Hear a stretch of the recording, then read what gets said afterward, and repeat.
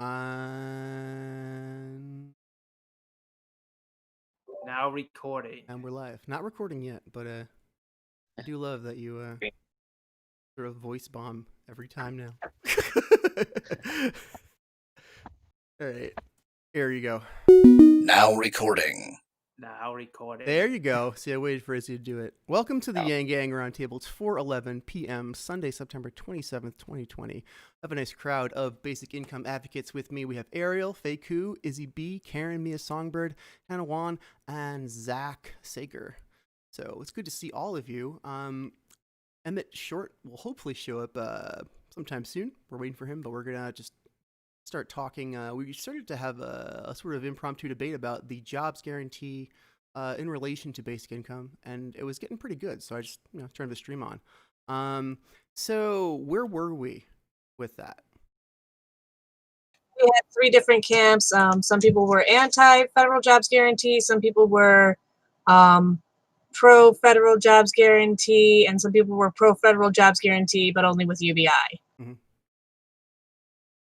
Were there any new camps that wanted to pipe up with any different opinions? Well, I think Hannah was mentioning the camps were explaining.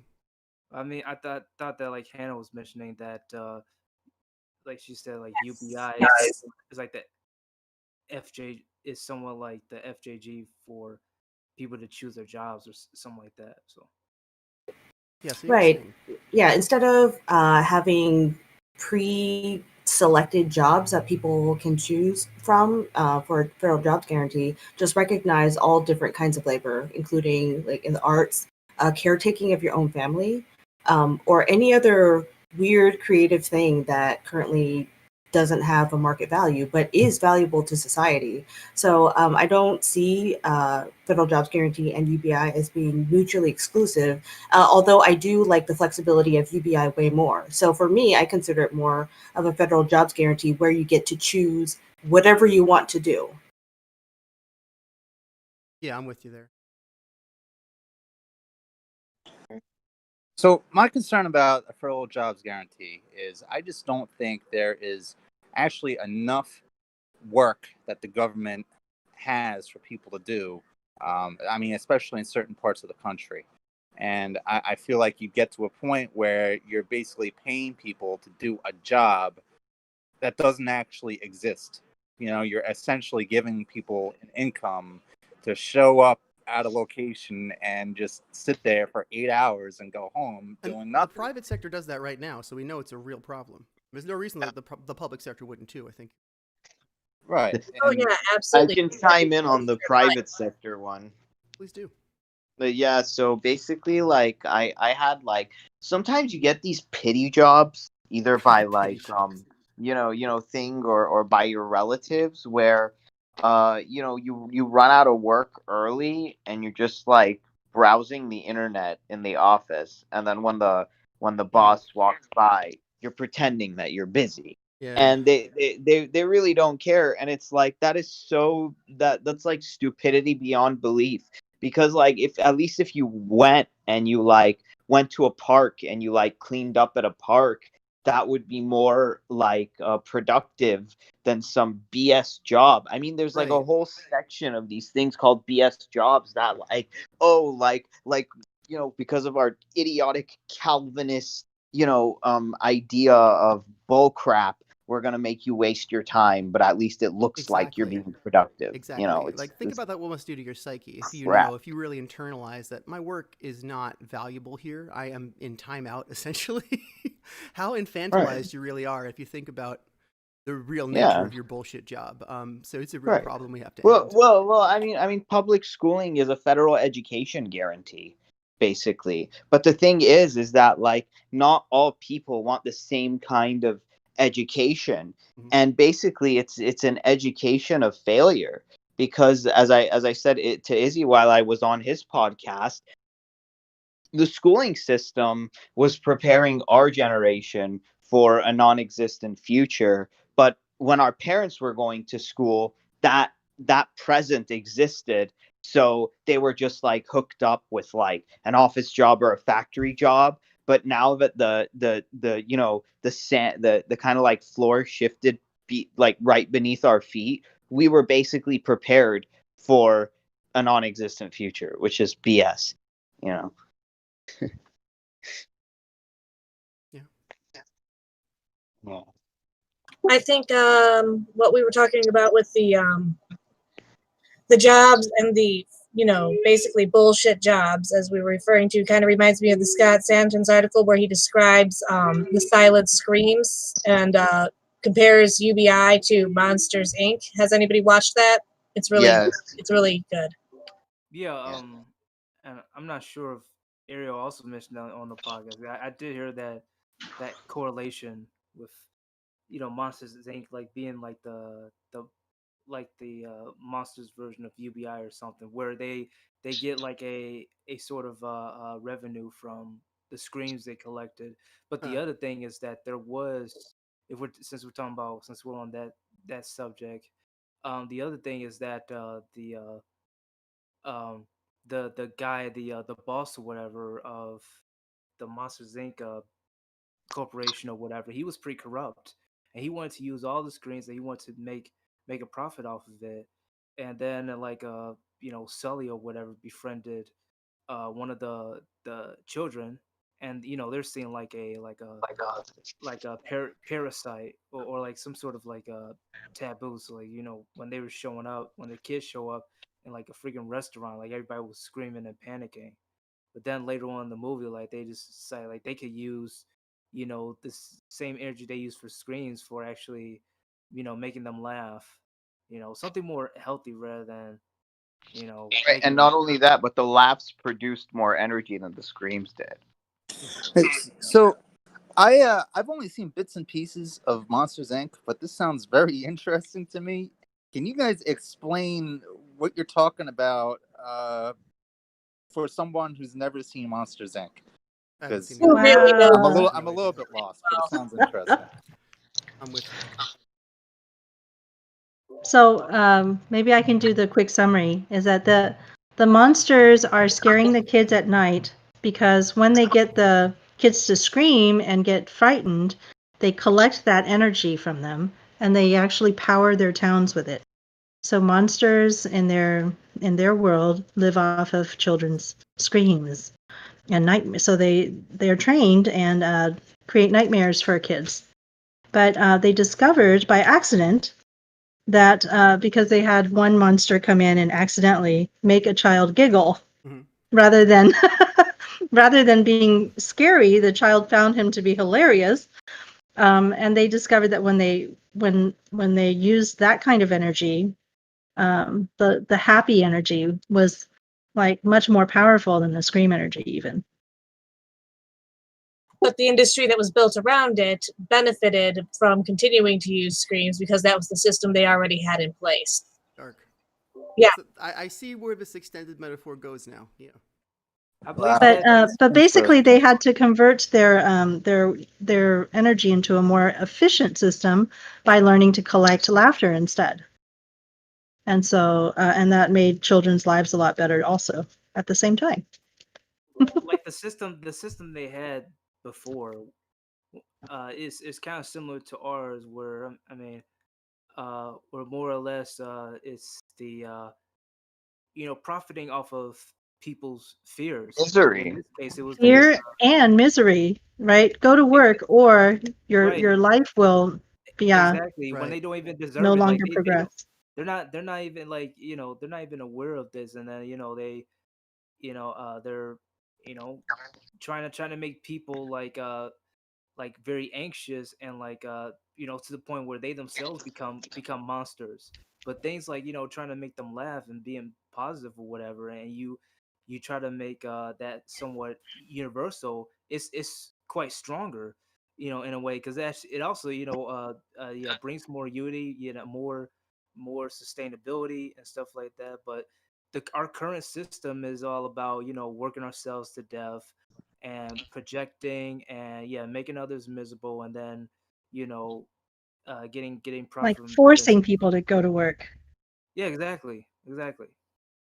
So I don't know if that's a proper correlation, but I don't know, it seems close enough. I mean, there was a plot twist in the movie where instead of generating Screams, they actually had a machine that would actually extract. So it was like this torture device. So that kind of, I don't know, that kind of mirrors, like, I guess, our current economy.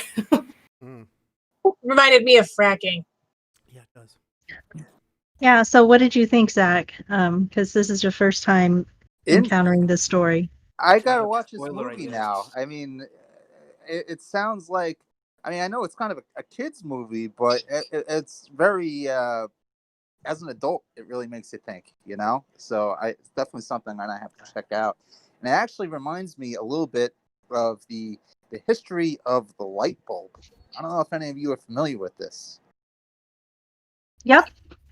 So, Mm-hmm. when the light bulb was first invented, it was actually they were actually very well made products that didn't really go bad. And there are actually a few light bulbs around. Um, I saw maybe 5 years ago. I saw. You ever watch that show? I think it's called like A Night at the Museum or something, or Mm-hmm. Yeah, I saw that. The Yeah. movie. well, there was this episode that was about this guy who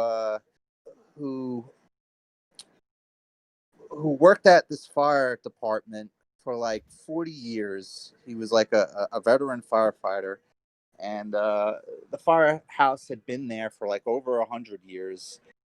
And there was this light bulb like in a like way up high in the high ceiling that there was no way to turn it on and off. But the whole time he was working there, it was always on, and he never saw it off ever. And he thought it was kind of strange.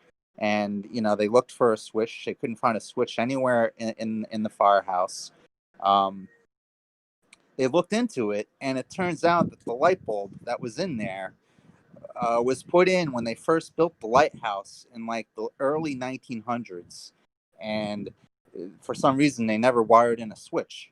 And this was an original light bulb, and it was still on and functioning about 100 years later. And what happened was that model for light bulbs it was not, from a business standpoint, it wasn't feasible. It wasn't maintainable.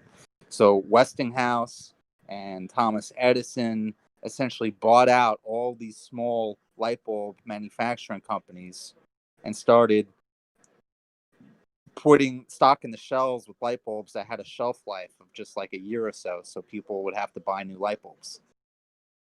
So when you're talking about like a more efficient, the giggles might be more efficient to power a town or whatever versus screams, but the machine that's already set up is designed for screams. I don't know, it just seemed like there was a little bit of a parallel there. But now, of course, we got LED bulbs, which are very efficient and last forever. So kind of took us 100 years to get back to that good technology. Yeah, it's a really interesting story, and I'm going to add that to our live stream chat here. But the interesting thing, I think, is that in the Monsters, Inc., right, once they discovered that, you could collect laughter, we didn't actually know that, they did retool their society to use that information and became and did better. So hopefully, Yeah. we can do that with UBI, and that we'll learn how to of Corruption Inc. in our politics. Corruption Inc. Right? Yeah, that's what we got. Corruption Inc. Unless we replace all these people. I mean, I was just watching a documentary about like how like the United States, after World War II went absolutely insane with like the Red Scare and communism, and it's like everything that challenges the status quo, no matter what it is just quickly branded as communism, so that just sets off an alarm in people's heads. And I love the capitalism that doesn't start at zero, and like framing the bailouts as communism for the corporations and the rich individuals. So there is a way of doing this, but it's just that these idiots in a time warp have like reframed the conversation so much that they just use that word and it's like boo. Yeah. Yeah, lots of fear mongering that's going on, and they're just like passing the torch, from the people at the top and the media to those in our communities, in our society. And it's destroying every single generation, everybody's lives, and we're creating a lot of dissociation, a lot of various forms of division, various forms of like double standards and self entitlement, and just a dystopian atmosphere. So and when it comes to dystopian atmospheres, like it has history, like when it comes to like our society or you know other similar ones. It's like it's just like this. You notice like this toxic pattern, and no one has broken it yet. Is everyone is just throwing their hands up and going, well, it is what it is. You know what I mean? So, or like, oh, let's be all about entertainment, and you know like what's trending, and what videos are going viral and stuff, and then once disaster hits, and everyone is panicking. They're like a mess. They're not ready. So it's like we told you. But So what if we actually did have this economy based on joy, right, rather than fear? I mean, we could be valuing things like learning. We'd look a Like, lot more like Scandinavia, wouldn't we? I mean, like Mhm. Finland has like a happiness, thing, like Yang said, like what like we do Gallup polls in the US, but do we ever do like and I'm sure like there's some on like mental health and like all of this stuff. So why can that not be a measure instead of GDP? GDP doesn't mean shit.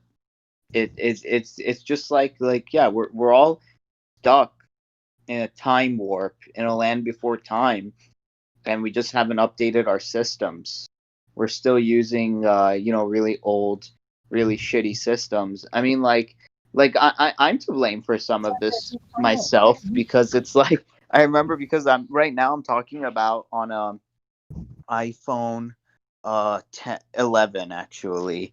And before I got my I was always against like people running for like iPhones when the new one came out.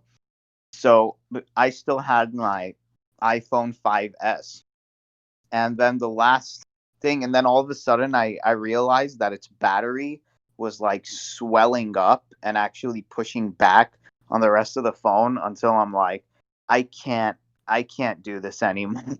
So I finally got the iPhone 11, which I'm talking to you right now, and it's just been such a relief, because the 5S, it always said like, oh, memory space is like, is getting low, and then I always go in and delete stuff, and then I'd always go in and I always go in and do that. But then when I got the 11, I'm like, oh my god, this is actually so much better. But then there was something in my head that I said, you know what? I'm not like those other people who will just get the next version, the minute it comes out. My 5S is okay for me, and I'm like sticking with that. Okay, maybe for like 1 or 2 years. But like after 3, it's like I just gotta kind of do it. I just gotta get with the times. Yeah. or you're actually forced to get with the times, because they're always updating everything, and then Yeah, making yeah. you switch That's over, even when that that and like if you don't have the money, it's like it's like mhm. you're just stuck with the Yeah, that's thing. So that it's that that's true too. That's yeah. true. So that's why I didn't go from like a 5S to like a 6. But it's like I should have went from like a 5S to like maybe an 8 or something like that, instead of and wait instead of the 6 or 7. But I waited all the way up until 11. So it's not like you have to like be so ahead of the curve and so right there and keep it up like every single day. But the thing is like let's say after a certain amount of years, at least like 4 Like you got to kind of update things, but not like every month or like, maybe every other year. But like Congress is like on a flip phone. They're not even on a freaking like, so it's like at a certain point it's like, hey, like, these systems are so old and so archaic. What the hell are we doing over here, guys? Well, Right. Although I think we're kind of getting off of Faye's point, where she was talking about what if we were to um, create an economy that's surrounded, like it's based on joy and like increasing happiness. And I feel like a lot of people are against that idea because they have like this weird dystopian view of what it's like to pursue your own happiness. It's like laying around and doing nothing. It's like, well, do you lay around and do nothing? And there was one time where I had a job where it paid really well. It was like $20 an hour to essentially sit at a desk. So I was like the office manager for the small office, and I just had to be there for a certain amount of time. I need to like handle meetings, whatever easy office management stuff. But I thought, okay, I could probably do this for a long while, maybe read on the side, learn some things.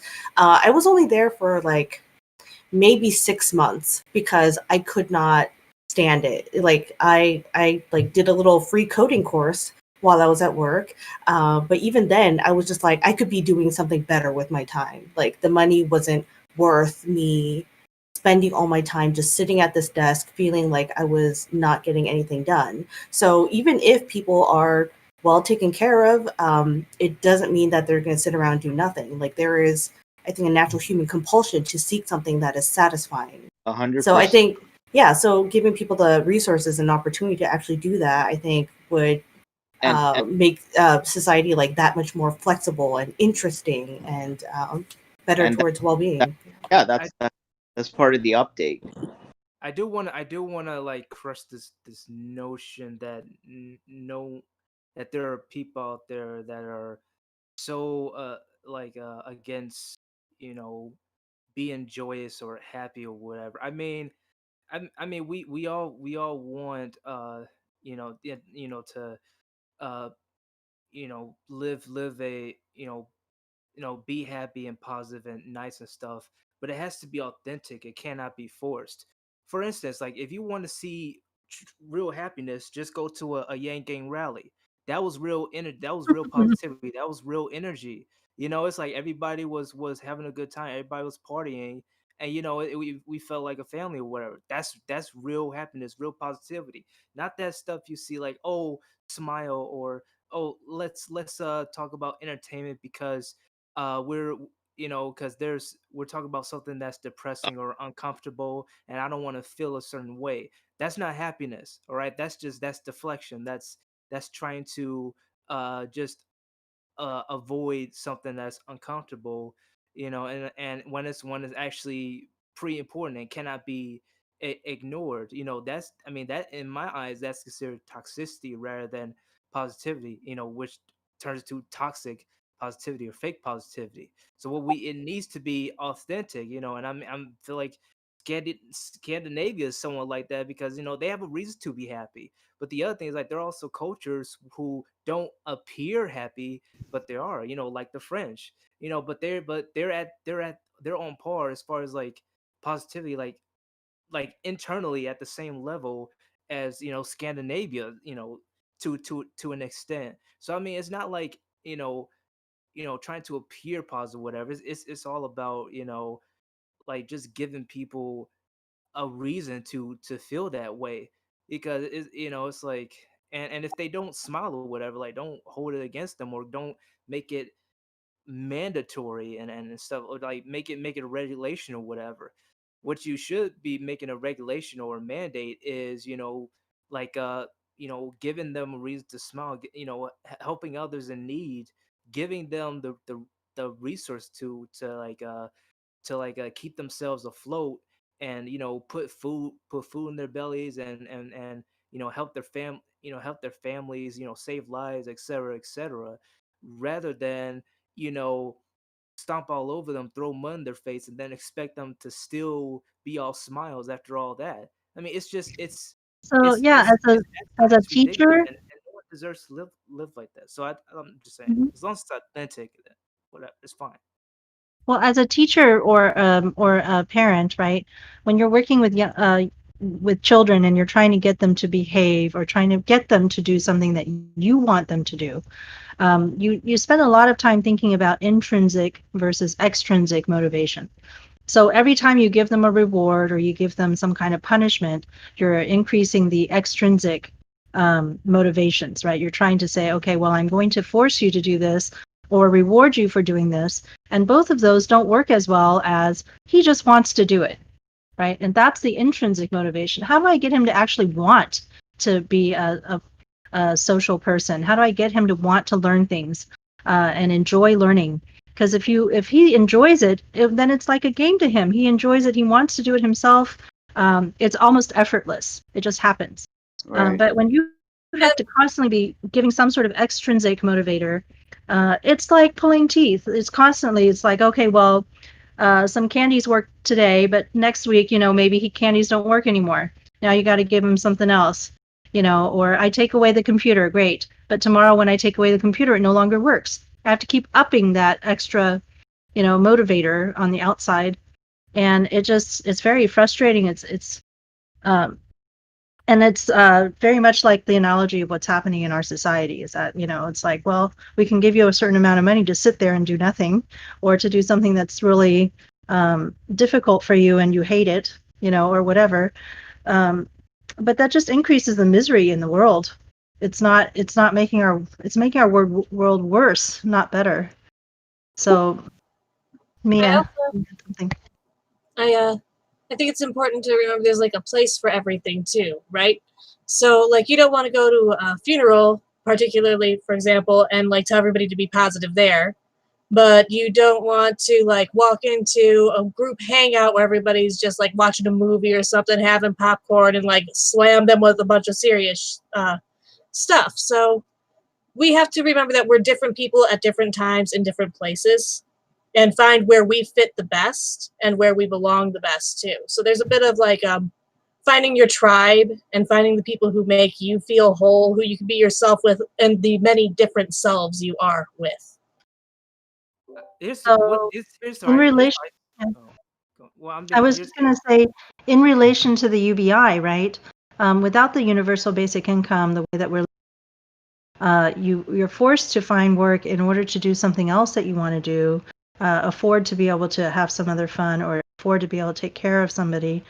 You know, so the motivator and the actual work itself is so separated, and it creates this constant tension, right? Because you're taking time away from something that you actually care about doing to do something you don't care about, just so you can go back to doing that other thing.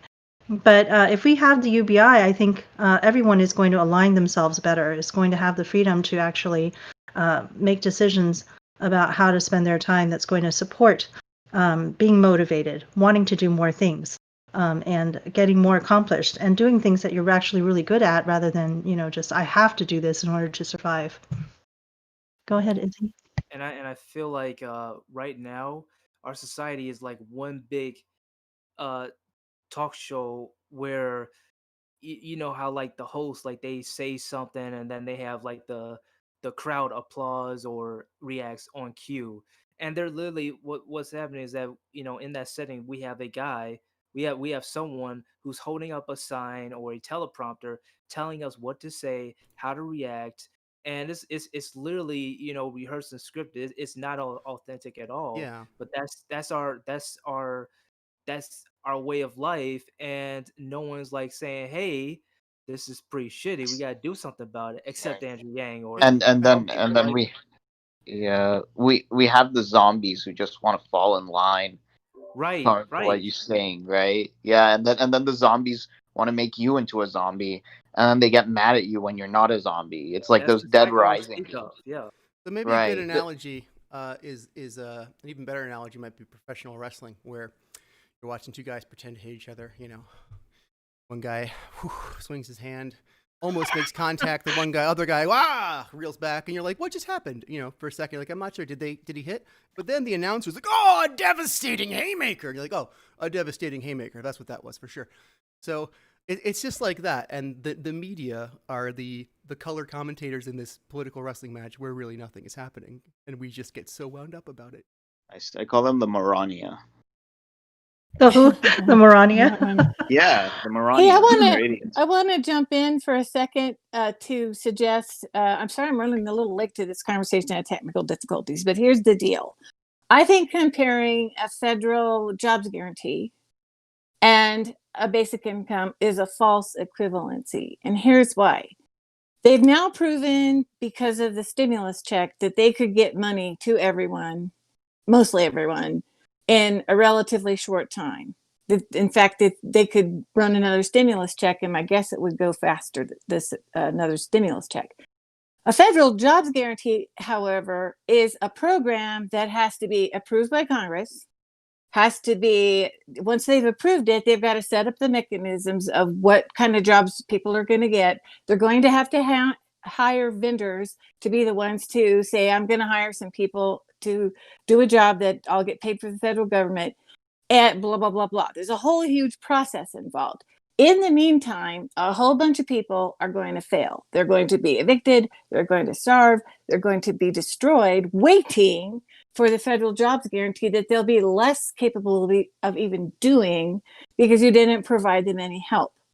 And I couldn't possibly express how against I am of a federal job guarantee if there is not a basic income, for all kinds of assumptions that have been made about what a job is and what work is.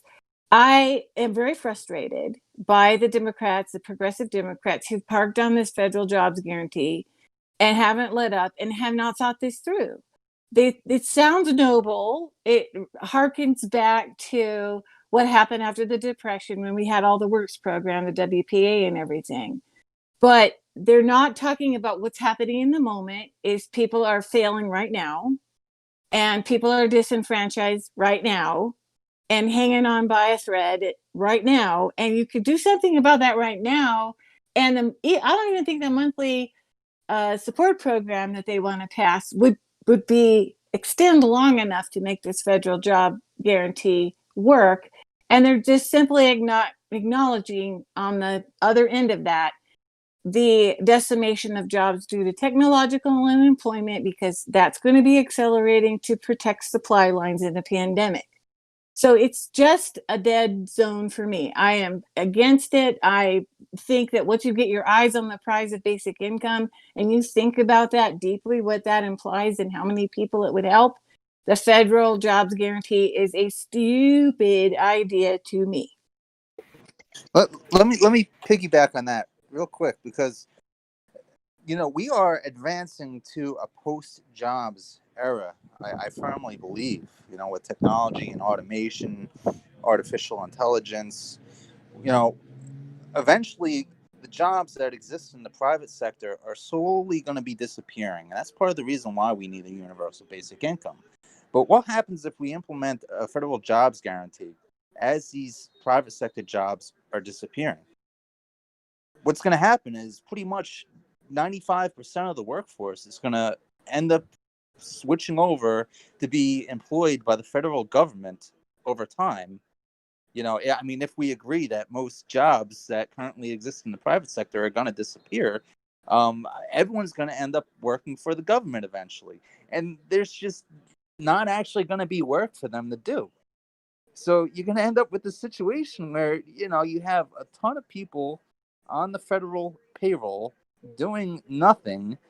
And then the few people that are still employed by the private sector are probably going to be pretty ticked off that, their buddy working for the government, working in quotations because they're not actually working, because there's not actually work, they're getting paid a similar wage because, let's face it, the federal government is going to be paying a livable wage with good health care attached to it. We should have health care anyway, but that's something else. But it's going to have good benefits, probably a pension and all this stuff that a lot of people in the private sector don't have. So, And even for people who do work for the government currently right now, like teachers, like we don't pay our teachers very well. How is it fair for a teacher who's not getting paid all that well to be making the same amount of money from essentially the same employer, the government, compared to someone who's doing nothing working for the government? If that makes any sense. I want to take a look at federal jobs guarantee as just being old-fashioned. I mean, we're just really stuck in the thought of that, people need to have a job in order to value.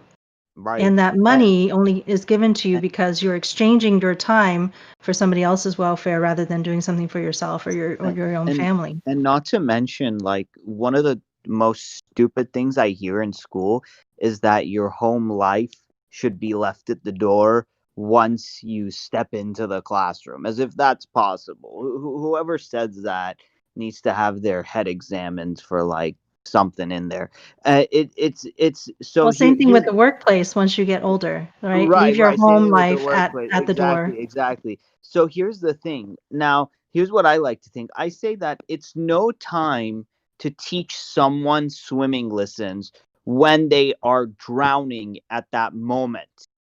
You can't so you can't get someone who is in extreme poverty and teach and then like teach them rocket science or teach them calculus. Get and doctors, it's like the first thing you do is like you stabilize the patient. The first thing you do is like you don't put a bandage on a flesh wound. You like have to do so many things before you do it.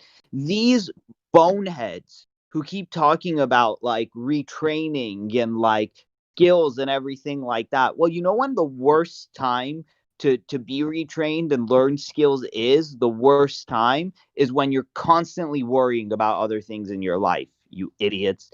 And like I'm just gonna say that because it disgusts me so much that people can have such little common sense and such little compassion and have their heads so far up their behinds to treat people like this. But of course, it completely ignores the fact that a lot of people can't work. Some people have gotten too old or too frail. Some people are sick. Some people have disabilities from the time they're born or whatever. There's just so many reasons why you might not be able to work. You're with a baby, how much work can you do when you're already taking care of several people at home who are very young and they might hurt themselves if you're not watching them for a second? I mean, there's just so much stuff going on in the world. And if everybody could assort themselves to the things that they do best and the things that they're most passionate about doing, our society would probably work better than it is working right now.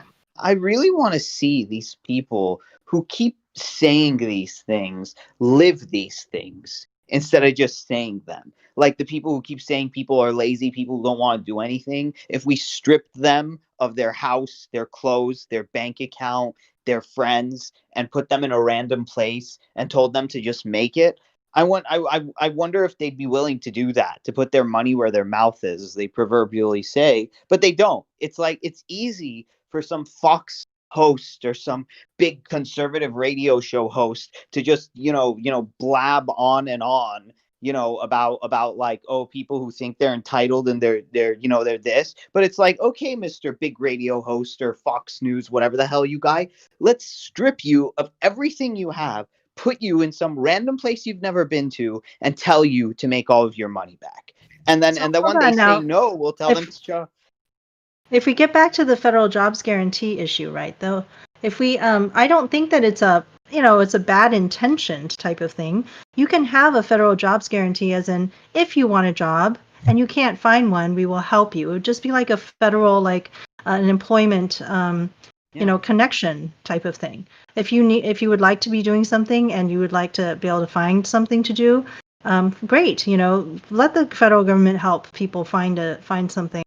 But don't make it contingent on people being able to live well, right? If you're not looking for a job and you have plenty of things that you'd like to work on, you're an artist, and you just want to be making installation art or whatever it is that you are the most passionate about. We don't have to force people to be working. We don't have to, create a situation where everybody must have a job in order to be survivor in that I in our mean, economy. is there anybody in this room who does not have something that they would like, a project that they would be working on right now if they had the means to do it individually on their own? Oh, I'm living with that life right now. You Like can see, all the work that I'm doing right now is unpaid. you can Right. see my Same here. pitching. I Yeah. do my pitching. It's all right there. And Yeah, most and of not us have only something that, in our life that we do despite the right. poverty, and we would do it And more and better if we had money. Yeah. and it's like the vultures who prey on people who don't have anything are the ones that they're these job scams that they tell you to like sell whatever the hell. It's like they tell you to sell like free cell phones to like low income people or like do this and that, and they're really disgusting like sales companies out there who like get desperate people and tell them to do unethical things, and it's so gross and it's so destructive to our society. I know because I've seen these things, and it's like, what the hell? Like you get someone with a bachelor's degree or a master's degree and you tell them to go into a very low income like crime ridden community and like do like not even give them a tent and tell them to go randomly sign people up for some random things. It's disgusting. I agree with that. And what I want to say is the most powerful thing that a basic income does, like structurally, in terms of scams and in terms of exploitation of people, it gives you the power to say no.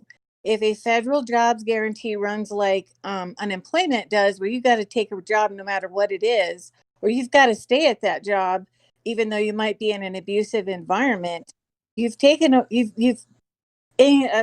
in stone, okay, abuse and exploitation. There will be vendors who will exploit people bellying up to federal money who that you can't say no to them. If they say they're going to hire you, and I've had that happen to me. If they say they're going to hire you, you can't say no because unemployment will be cut off. This is It's happening all the time to essential workers who were never allowed to leave, to people whose bosses were allowed to tell them it's time to come back, even if regardless of your family situation. Our legislator said if your boss says, it's time to come back to work, you no longer get unemployment. You have no right to say no.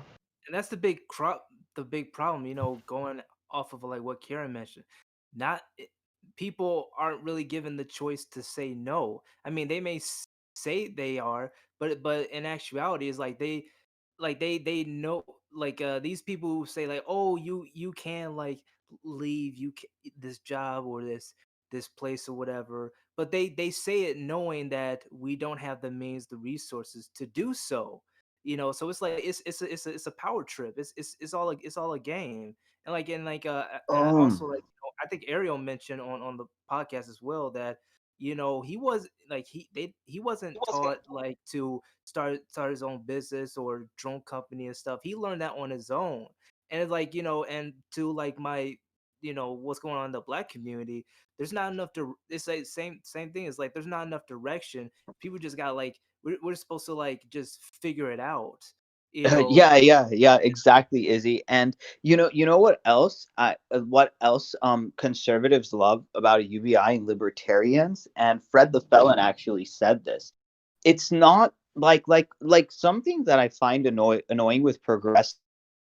It's like they want one man like be a savior, vote for me and I am your savior, I will lead you to the way. Whereas with Yang's idea, it's like, no one is your savior to just like save you, but will empower you with the resources to free yourself. Right. It's not contingent upon if you voted for this or if you do as we say or if you like fell out of line. It's just about giving you what you need to live that life that's like abundant and limitless.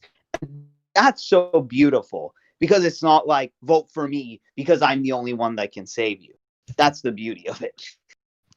Well, I think the mandatory nature of a job guarantee would be the question. If it was a mandatory program where you had to participate in order to be able to survive, I think that would be creating a new evil in the world.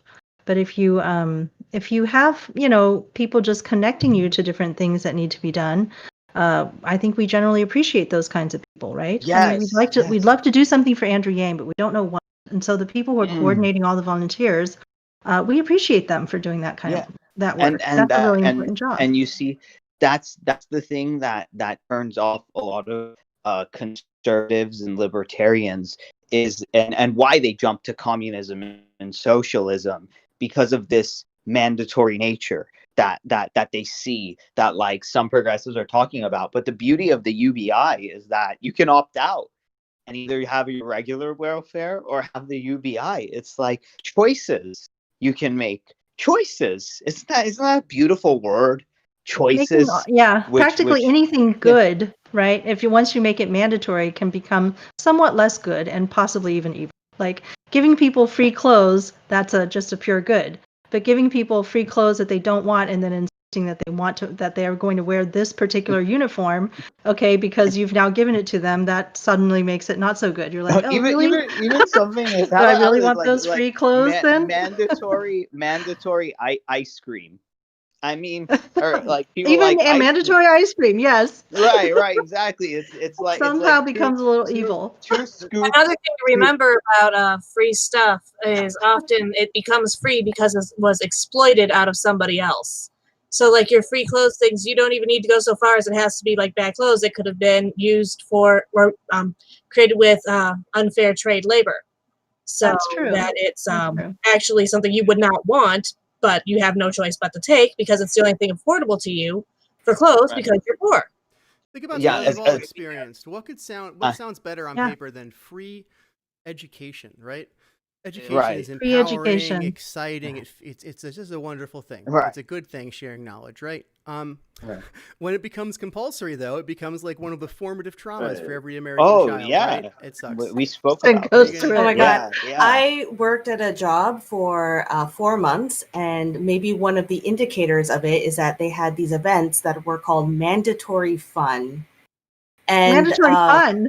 Yes, it was literally called mandatory fun, to the point where that's the name of a Weird Al album. Is that like the fun run at schools everywhere in the United States? I'm sorry. Fun run? That's the name no, but there was one time where I skipped out for a little bit. Like I couldn't tell what the hell was going on, so it's like, okay, I attended something and then I left halfway through, and then I got reprimanded for leaving early.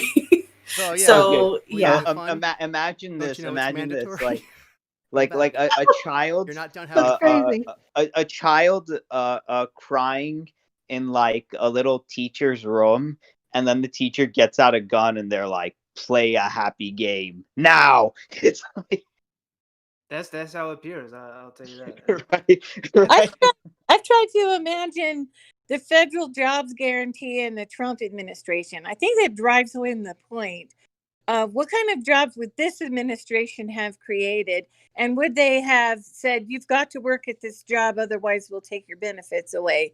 I think that gets across the point across is that if there's a antithetical to your point of view administration running, they may not be doing wanting you to do what you want to do. What they want to do is going to be very antithetical to every fiber of your being.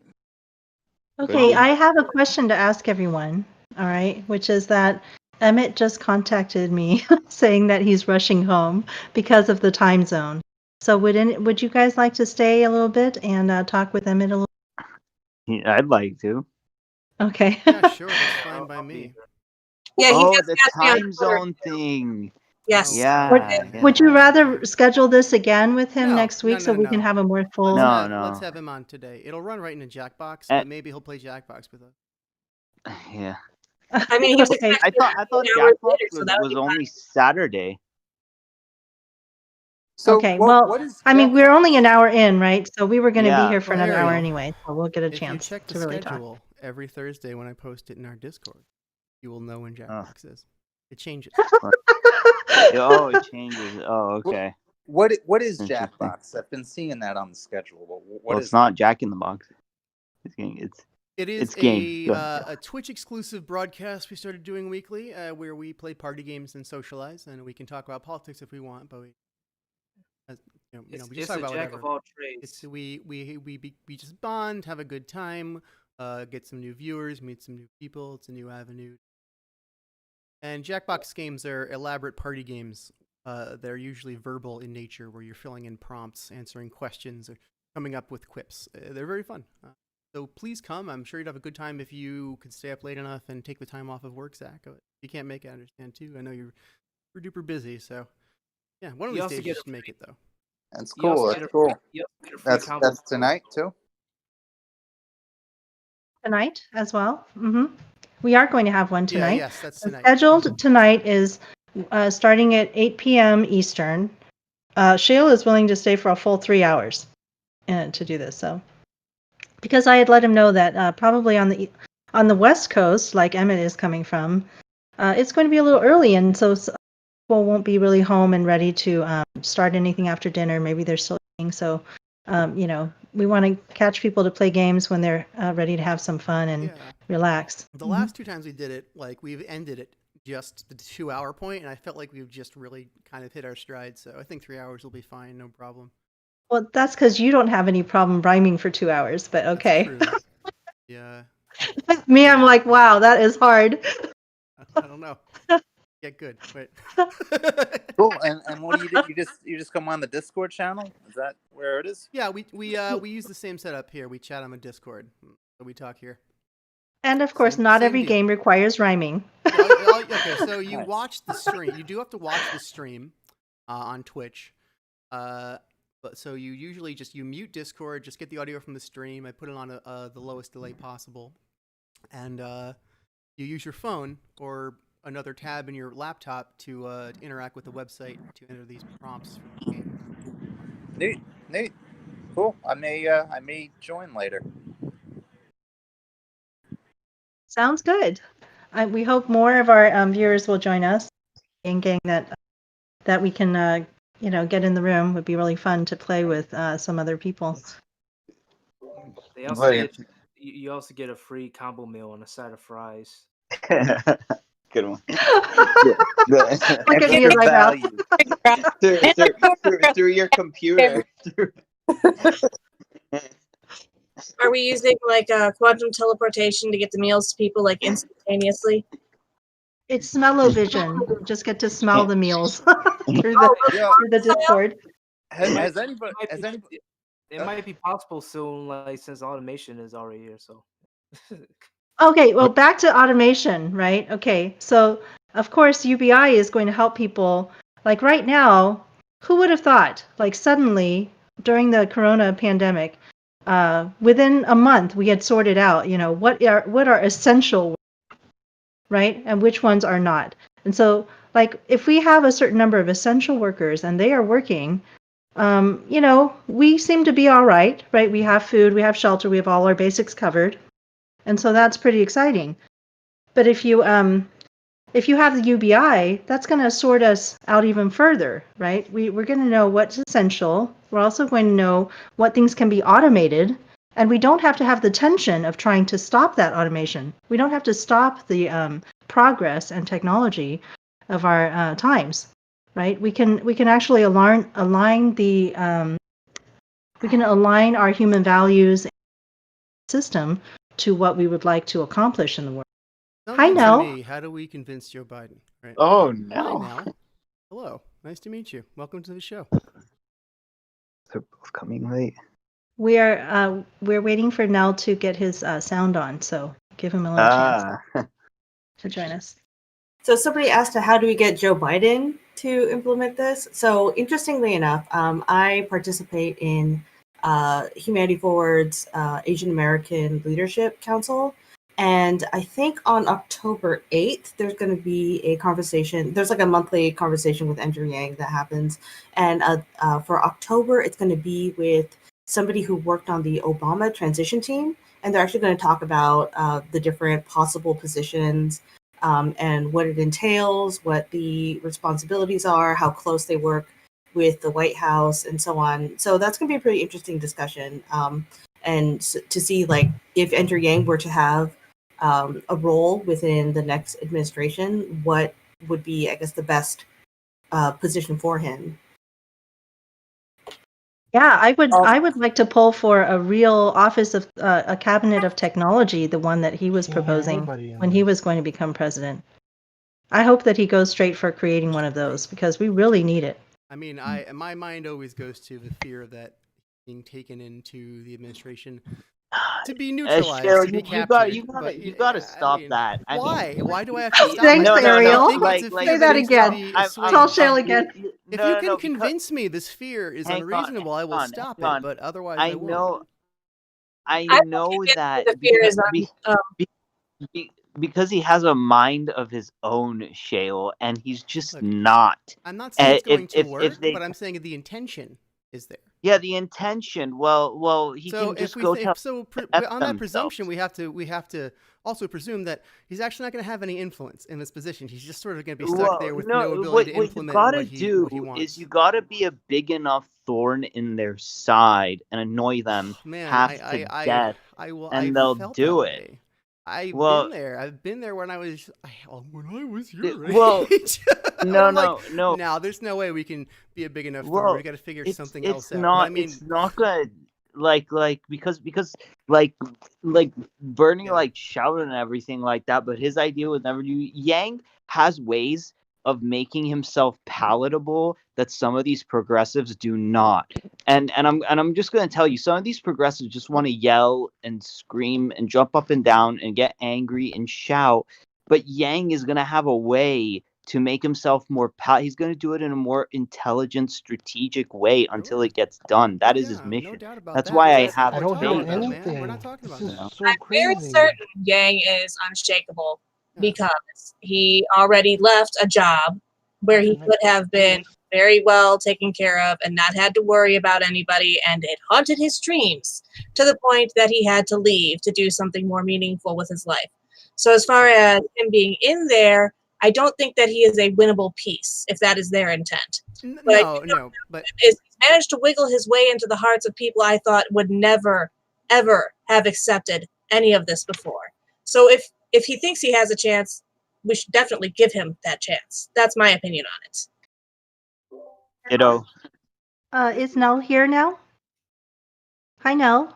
Yeah, but he's still His but he headset. still can't hear us. Maybe the headset isn't working based on the icons. Maybe. Okay. all I'm saying is that we shouldn't be so quick to presume he's being offered a position of real power, and that we're not just being offered another attempt at placation for our votes to be harvested. No. That's Well, all I'm saying. we have to never stop. We have to just keep pushing and pushing and pushing. Whether and that's Yang, that's all of us. And if we just have this defeatist attitude, we're not going to get anywhere. So it doesn't matter. At least we know we put everything I on don't the think this is a table. defeatist attitude. This is like identifying a trap and saying we're not going to fall for Yeah, that. And we're yeah. We're not going to fall for the trap. It is nice also to be somebody who's being wooed.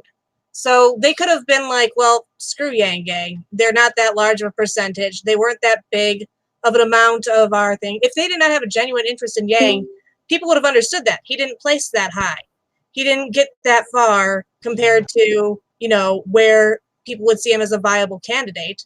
And he was not originally from the Democratic Party. He had no political experience. They could have tossed him aside and nobody would have complained but the Yang Gang. They did not. They invited him on board. That was a wooing of us, and maybe it is just to try and placate us, but we are a group they want to placate. That is a good sign for us. But they don't know that we're relentless and we don't fall for BS. That's the thing. If they say we couldn't get you UBI, but we got you this other crap, like we've got some celebrity to come and like dance, and we got a whole dog and pony show waiting for you guys, and we'll be like, we're not impressed. Get the hell out of here, idiot. We want what we want. Let me just say this, all right? As far as like Andrew Yang's strategy is like infiltrating, the establishment or whatever, or Can you guys hear me? Trent Lively stuff. I mean, well, number one, yes, we heard you now. Thumbs up. I can't hear anybody. I don't know whether. We can hear you. Somebody send him a We message hear you. on the thing on the actual. If there's a question on sorry. the And I YouTube don't know chat, how to turn on this. we can deal with while Nell works out his This is so weird. audio issues. And we can hear you now. But someone on the YouTube chat, DRS Metal asks, Serious question: should I vote for Biden or Trump? And I mean, I'm voting for Howie Hawkins because I think the duopoly is what we really have to vote against. We have to at least send that message. That's me. Everyone else has a different answer, but please, let's answer our viewer's question. Thank you for the He's question. the one qualifies as a leader. That's how I see it.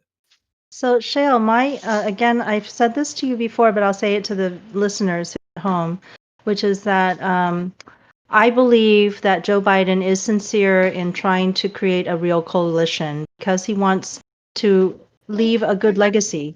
And for him, that would be a very strong legacy. And so he has been courting the Asian American vote, and the Asian Americans are not that big of a vote. He's been courting, the black vote, different minorities, different ethnic minorities. He's been trying to include women. He's been trying to do all of the things that maybe you just think of it as just looking good, but I think that it's all cohesive. I don't see any part of it that looks like, oh, he's only trying to, whatever, because he may be leaving us the next female president and the very first. So Except there's a lot of things that he's doing that seem sincere to me, and even if they, he's taking the right steps. So except pandering or doing things like tokenism aren't forms of inclusion. They're just that's actually Yep. you're just blowing smoke up their asses and not really want to unify and like solve issues, and especially like downplaying pretty sensible solutions like UBI or democracy dollars, human-centered capitalism, just doing whatever's necessary to like actually help the people but rather than waste our is, time. Izzy, what you and Shale are giving us are reasonable doubt, but there's no reasonable evidence to support your doubt specifically based Actually, on recent behavior. You can say in the past he hasn't done the right things, but at the moment, the actions he's taking right now, none of them are saying to me that he's, doing it in an instance, doing something insincere. And there's another aspect to this is to actually put pressure on Biden's team to place Andrew in the administration. So that's one of the strategies behind pushing this event on October 8th, is to get the conversation going and trend it like Yang does, and then just put pressure, like put it in the conversation. Yeah. So it's not just about sitting back and waiting for something to happen. We can do something right now. And with regards to Asian American vote, like Asian Americans are the fastest growing electorate. So it is within like either party's interest to actually foster a good relationship with Asian Americans. And within Asian Americans, there's like so much diversity in there. It's like, so just like lumping us all together is not really indicative of what's really going on in those communities. It's also really good for Yang's resume just in general. Even if it's a token position, there are so many people who are convinced by token positions that all you need is for the person to be like 3 degrees separated from it and not to understand what's going on in politics, to be like, oh, they did that, huh? That sounds impressive. And there you go. It adds a layer of credibility that he did not have in the first election that I think will help us in 2024. And I haven't heard any offers from Trump to legitimize Andrew Yang in any ways. So there's an argument for Biden. Look, Well, Trump does the exact opposite. He just says, "I'm going to put you up here, and if I don't like you, I'm going to fire you tomorrow." So you do what I want. Everybody that he hires does what he wants and says nice things about him. Don't say something mean against me or do anything I don't like you to do. I'll just get rid of you. if Yang is invited into a Biden administration, and even if it's just an attempt to win over Yang votes, and say the UBI never gets implemented under Biden, and even if he serves 2 terms, which is highly unlikely, but let's just say we go 8 years with Andrew Yang working for Joe Biden and UBI doesn't get implemented. At the end that every day he fought to get UBI across the aisle and to try to get Joe Biden to change his mind, and I'm sure there will be many other areas where Andrew, it's not just about UBI. Andrew Yang is just a brilliant guy, and if he's like an economic advisor, I'm sure that there will be other areas where he'll be able to win Joe Biden over to adopt a better position on. I'd rather have Andrew Yang next to Joe Biden than just about anybody else, any other policy advisor, even if UBI isn't implemented. And when Andrew Yang inevitably does run for president, his resume will look that much better. He'll have experience working in the White House, working with a president. He'll get to see how bills become laws, and I just don't think it would hurt. And in the meantime, too, if he has a position working for the White House, he'll be able to get airtime on just about whatever network he wants to go on. And that was a major problem that Yang had this time around. And it's up to us to just keep applying the pressure day after day after day after day. And if like Shale's worst nightmare does come true, and then Yang somehow even says, "Oh well, I used to think UBI was a good idea, but it's not anymore," which I think will never happen in a million years. It's up to us to even put pressure on Yang, to then in turn put pressure on them and remind him that we got him there. Yang is kind of like the queen chess piece, where we just need to keep moving him into the spaces that we find that are open, because he can go anywhere on the board.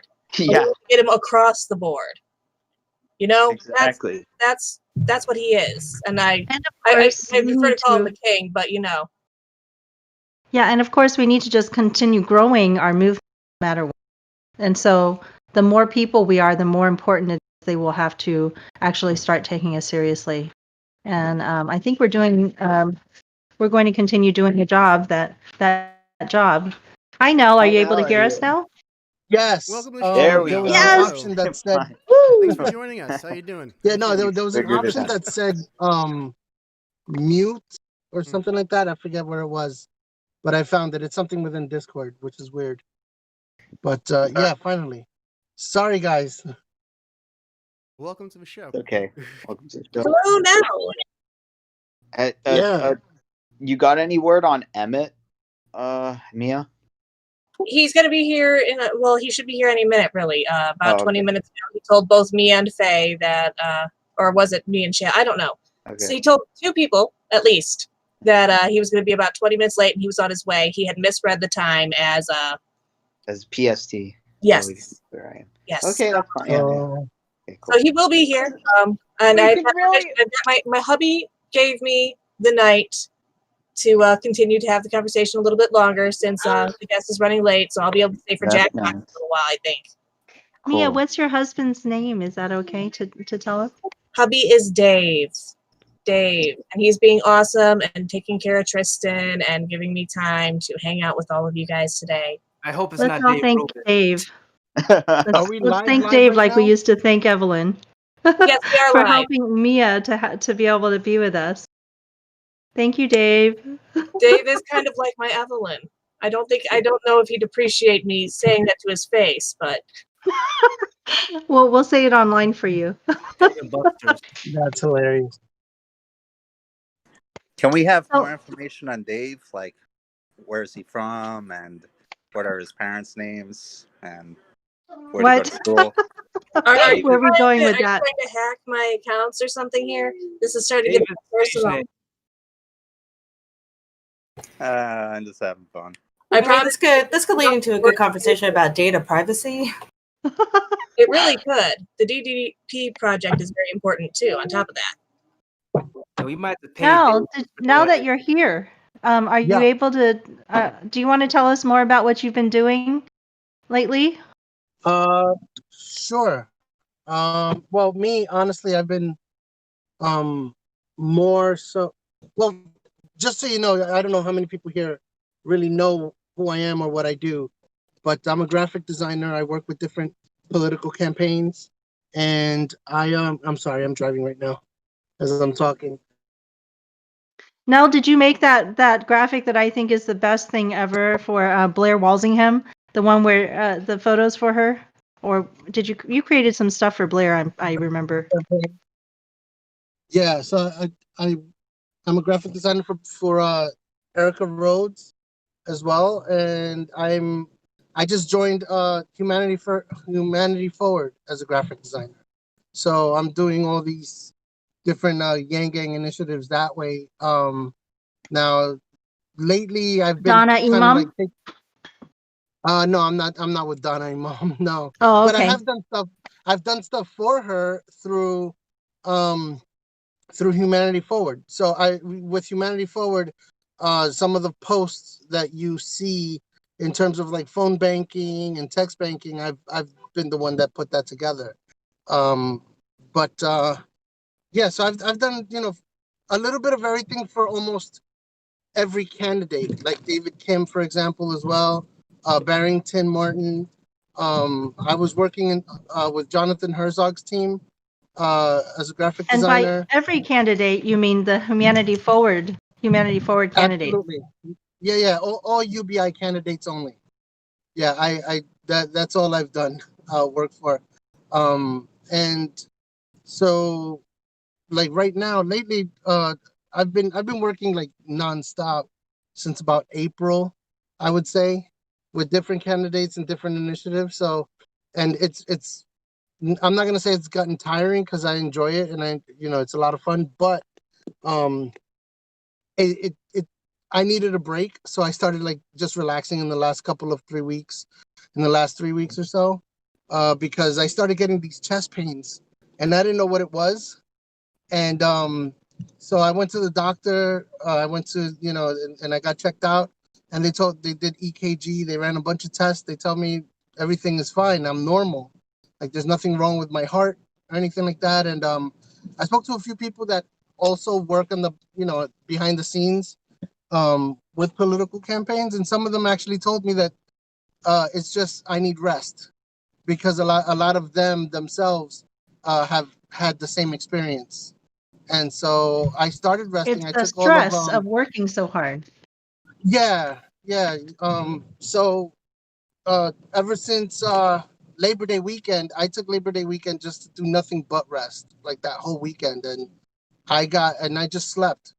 And I am back to normal pretty much. But yeah, I'll be working more again now, but I'll be taking it easy as well. I've been just relaxing more, but I've been wanting to get well. I mean, I'm doing a few different things, even things that it has to do with Yanggang, and I can't talk about it really because it's like kind of behind the scenes. But you'll see some of the stuff, and maybe I'll join it again in the future, and I'll just state what those things are. But there's a lot of exciting things that are going on behind the scenes for Yanggang, but I can't really disclose some of them. Well, I know Um, that I met you on Paget's server, and so I have you also been yes. working closely with Paget?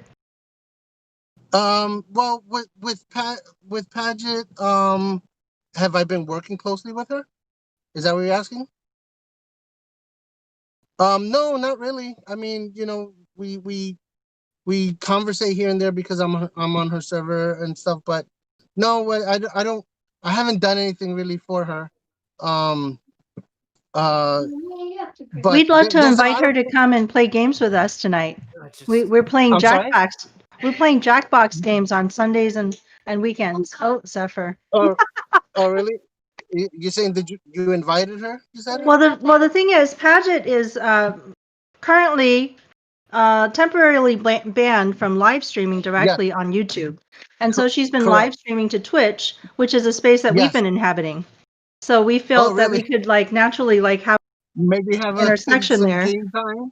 Have her over to Yeah. play some games, get her get her game on, so she can Yeah. get used to the Twitch space. Wait, what's the Yeah. what's the Yeah. story on the YouTube streaming ban? Like, I saw something about it, but I don't know the story. Oh, well, what happened was, there was a town hall with Joe Biden, maybe like a week or so ago, on CNN, and she was streaming it, but she was, she usually every time that there's anything going on in terms of town halls or speeches or whatever, she would live stream, but she wouldn't always show what's happening. We would just listen to the audio and listen to her commentary on whatever it is that's playing. But in this instance, I was not in the live stream, so I didn't see what was going on. But from what she said, what she explained was she had left the live stream. Sometimes she'll show what's going on the screen. You know what I mean? So we get to see the whoever's speaking, on the live on the town hall. And she said that she left the screen on for maybe a little too long, and so then they gave her a copyright strike.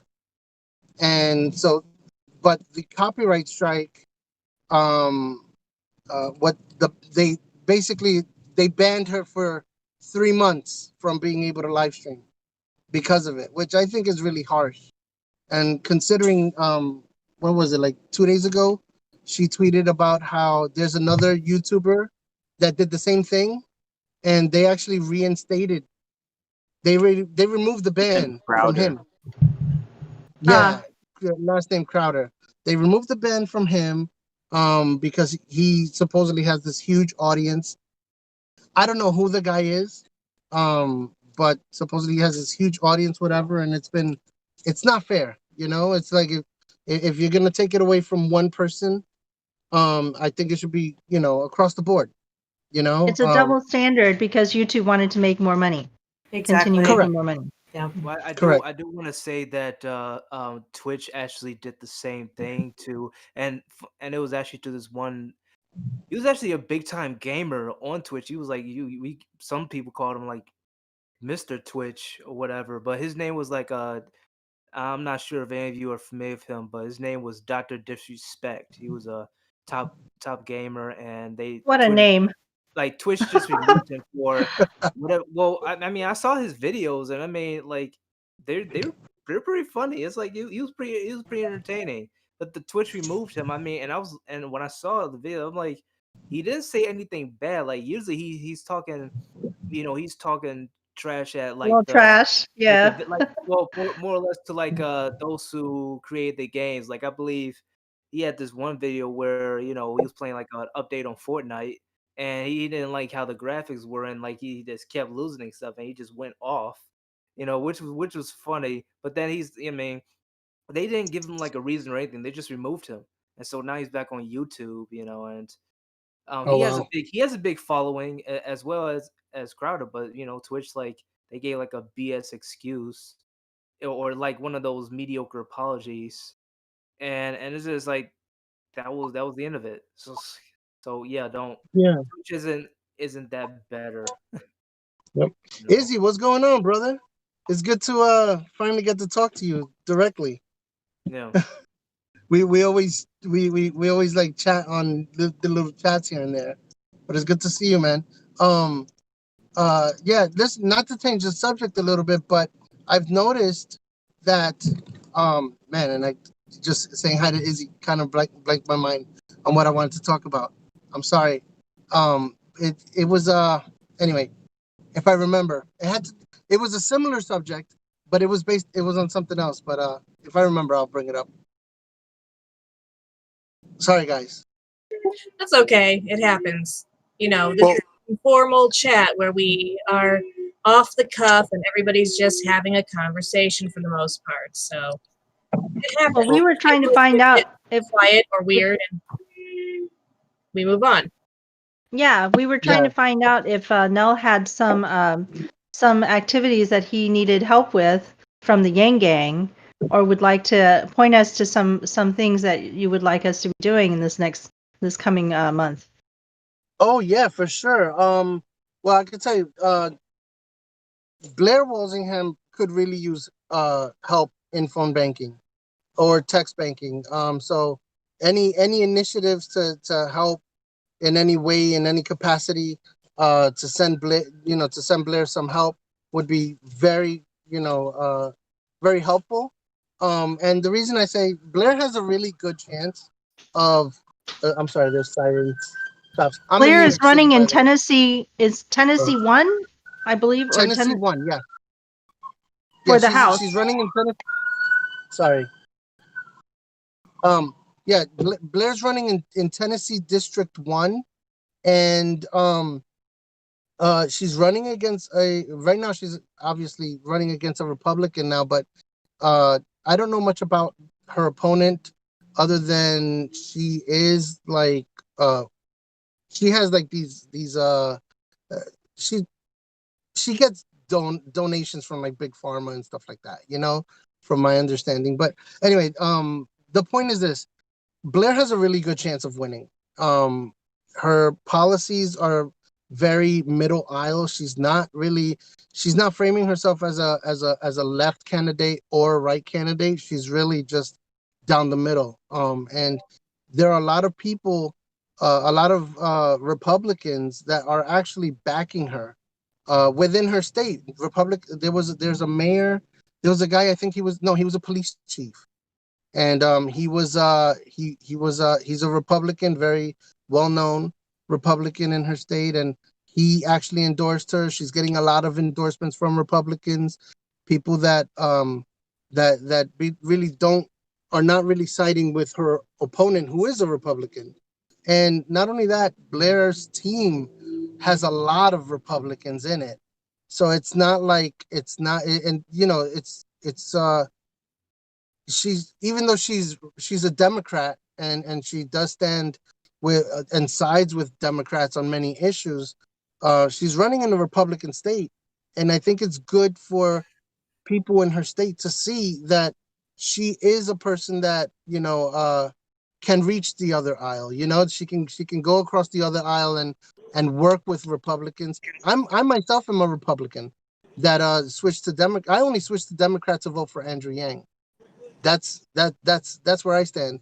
And in terms of voting right now, I can't vote for Trump. I didn't vote for Trump the first time. I'm not going to vote for him this time. I'm a Republican, but I've shifted more to the center, in the sense that, I years ago I would say that I was years ago I would say that I was like, pro life, whereas today I would consider myself pro choice, and it's because I understand that there's more to the story than just killing babies. That's that, yes, it's a part of abortion, and we can't deny that's a part of abortion, but there's more to that. There's more to abortion than just killing a baby. There's reasons why a woman would choose to have an abortion, and when you look at those reasons, financial insecurity, different, there's so many different reasons. I can't say all of them now, but financial security for one, is one of them. It's not. Once you look into it, you get to understand that being pro-choice in a sense is being pro-life. And the reason I say that is because nobody is pro-abortion. Nobody is pro killing a child or killing a baby, right? If they want to frame it that way. Pro-choice means you have the ability to choose life, or to, anyway, the point I'm trying to make is that, Republicans seem to frame it as killing babies, but the truth of the matter is that if you're okay, that's what I want to say. Republicans are not pro big government, right? So they don't want big government. They don't want government telling us what to do. So then why would you allow why would you want the government to tell you what to do with a woman to do with her body? You understand what I'm saying? Does that make sense? Yeah, absolutely. Yeah. So Totally. Yeah. So if you're not pro big government, you don't want the government telling you what to do, and you want to have the freedom to make your own choices. You don't want the government to make the choices for you. Then there's a conflict there when you decide to say, but you know what? You got to make abortion illegal. You know what I mean? Because there now you're telling the government, but I want you to tell me what to do in this particular instance, and that's a conflict.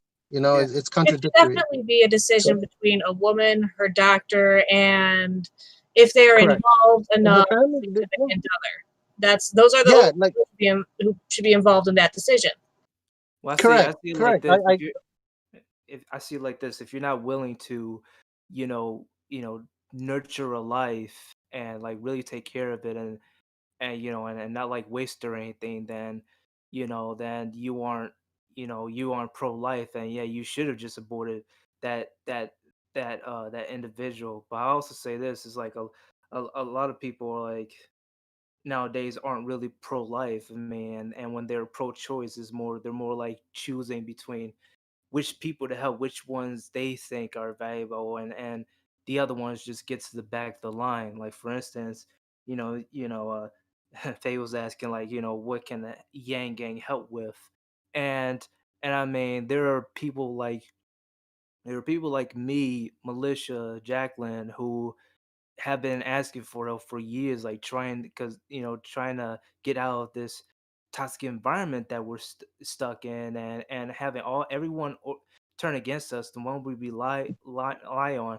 families, organizations, doctors, or whatever. Meanwhile, like our health is health is deteriorating, and Melicia's also, she's going blind, and I'm having headache problems, and other stuff that actually severely limit my creativity and stuff, and like what I want to showcase or whatever, because I can't do it without collapsing. But when I tell these stories or whatever, people think that, oh, if we just get a job, that'll solve everything, when we're literally um we are literally disabled. We're unable to just to function properly due to our situation, and people think, oh, we just gotta just take care of ourselves, unless we have money, unless we're some big time personality with a whole bunch of followers or whatever, or if we're or if Andrew Yang says so. And it's like and what I'm noticing, that is a lot of people nowadays, they have this mindset going, okay, what's in it for me? Like Mhm. why should I, quote unquote, waste my taxpayer dollars on someone like you, when I see them, wasting their money on some chick pretending to be a dog on OnlyFans, or or even having like some of these bogus GoFundMe's, where I think one was shared where this lady, she was asking people for money, but she just, for like her saying her situation was bad, but she was just, she was grifting, like she was, taking advantage of people. She was scamming people, where she was a con artist, but yeah, Well, people I still feel like doing we've her. had this Where conversation before, Izzy, where you can't really judge people for where they choose to spend their brother, here we money. go. It's like, no, you can't. You Judge, can't. You can't blame people for not judge. wanting to give money to you. It's like people, and and yes, there is like this Okay, mindset let's start with of the like therapy session. taking. Okay, it's like I don't people know people I are would like dying, to welcome to the excuse show me, Emmett Short. suffering. Hello, Okay, thank you people for are coming. dying. yes, that's what I wanted Okay, to say. Hey, Emmett's here. Hi. Yeah, my name is Shale. I'm the host of the show. I'm very happy to see you. I have a I rule just where I take my shirt off if I'm the so guest is more sorry. than 45 minutes late, so I've taken my shirt off, and that's why I'm not on camera, but I'm very happy to see you. Welcome. I don't know. I feel like you should be on camera if you have your shirt off. There are regulations You that get more Twitch views. has, man. It's You like, get more views, man. Yeah, thank Shell, you. dude. I mean, you're That was using your information I did imagination. not You don't know have what I look like. previously about you, I feel Shale. like I'm so late. I should probably have my shirt off just to, just to give us a bump a little. I'm also the producer of the show, and I will allow it. Well, I had told Emmett privately that, it seems like we have more female turnout than usual. Could be a reason. Not sure. I know how to You market Emmett flattered. Short. You flattered. I know how to market Emmett Short, so the women are here. So. Anybody who played Jeff Winger on Community definitely can get the ladies' hearts. So that was a fun time. Emmet, we have another special guest here today who is Nieves, and he is doing a lot of graphic design for many of the Humanity Forward candidates who are also UBI candidates. And cool. we had Yeah. heard that you, Emmett, are a true yanggang, and that you have a YouTube channel called Knee of the Curve. Is that right? Change. Yes. I'm changing my Wi-Fi. I hope I don't get kicked off. Oh, it was just a lapse, but we can hear you. It's fine. Yeah, Okay, we good. can hear you. Mhm. Okay, good. Now I'm on the good Wi-Fi. I should have a good signal now.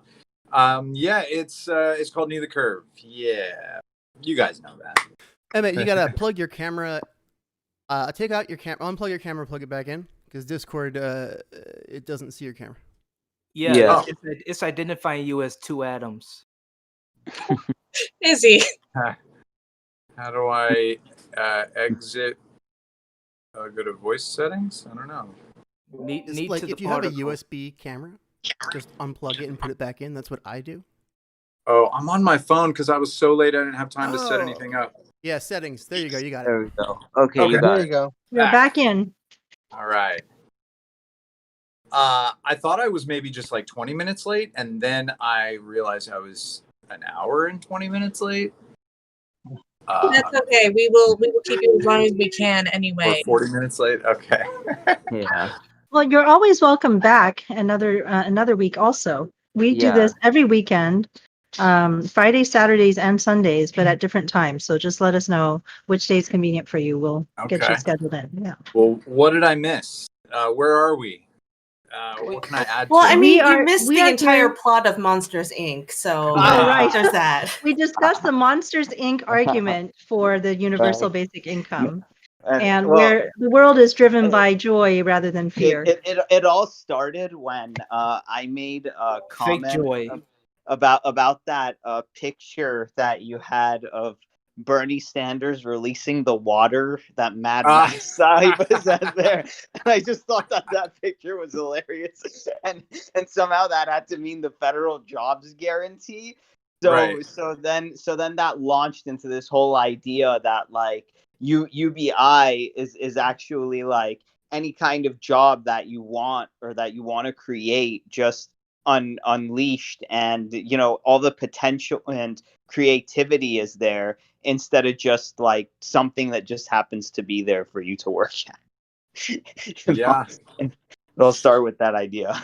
Yeah, so I speaking think my initial impetus for creating that image was, I think, just the idea of how difficult it would be to create a government-run like temp agency, and for the government to be in control of everybody's jobs for a job guarantee. It just seemed like so much bureaucracy and concentration of power to be in charge of what everybody does for their day. It just seems so un-American and like so not democratic. But I'm one of those people that I know there's a lot of people that like UBI that are like down with capitalism, and I'm like super pro capitalism. So I don't have the same view as every UBI person, but there's room for a lot of people. Yeah. So what I was thinking was like and then some people were saying that the UBI and the jobs guarantee don't have to be mutually exclusive, but Yeah, as long as you're not forcing people into something that they really don't want to do in order to live a full life. You know what I mean? And there were a lot of times that like I said, that people who are susceptible to some of these predators who put out these scam jobs out there that want your bank account, or that want you to like sign up people to these free cell phones in low income communities. And there's this whole, business thing out there of these scam jobs that are really bad and really crappy and under the table and pay really bad. And we don't like a UBI would be a better idea than a federal jobs guarantee. We were thinking. I agree. Yeah, that was 100%. I also wanted to say hi to Faye Doney, who is here now. And Faye, we can't Right, hear you. So technical difficulties all around. Yeah. One of the things I wanted to ask you about is how quickly do you think that the computer-generated scripts are going to take over your job of writing your own scripts? How fast is it going to happen? Because there were some timing problems with the computer's version of the script, but it was pretty good. It was better than I would have expected. Yeah, I had to do a bunch of so I guess if people don't know what we're talking about, I did an episode where I had this AI from OpenAI called GPT-3. It's a natural language AI, and it's been doing a lot of great things. It's been getting a lot of attention, and you can pretty much just talk to it, and it will talk to you back. And so I had it write me an entire script, and I just performed the script verbatim. But what I did have to do was interpret it for inflection. And there were a few times where it got, it like literally contradicted itself. And I had to use like my pauses and inflection to make it seem like it wasn't contradicting itself or sort of like saying things grammatically wrong. So that was one big thing. And then the other big thing I had to do to make it work was I had to think of all the graphics. Like it didn't, write in the script, hey, show a picture of this now, or, cut to a clip of all this. So I had to put all that stuff in. And then there was a portion where it just really went off the rails and started talking about vampires for for a minute. And so I just, for that portion, I pretended I was an AI and sort of super glitching out. So it did a lot better than I thought it would. And it actually, I think it's already to the point where you can, like, let's say you don't want to write a whole script, but you need to get something out fast. I think it's a super good tool to put in your topic and just keep feeding it prompts, and then just like kind of cherry pick the things that it writes for you that seem intelligent and then stitch those together. I could definitely see myself doing that in a pinch, because actually it knows it's been fed all this information, and so it's kind of a good way to do research, because it's pulling from every bit of data that's been fed to it. So instead of Googling everything and reading through it and finding stuff out, you could kind of prompt it with something and then get a bunch of ideas, and it would lead you in a good direction for research. So you're using AI to help direct it to what you need it to. So you're kind of utilizing it in a way that AI hasn't necessarily been used before, right? Yeah, I think so. Yeah, because I mean, it's like Alexa times 100. So you're saying it's like so you're saying that the AI has the capability to be creative on its own based on the information that you've given it.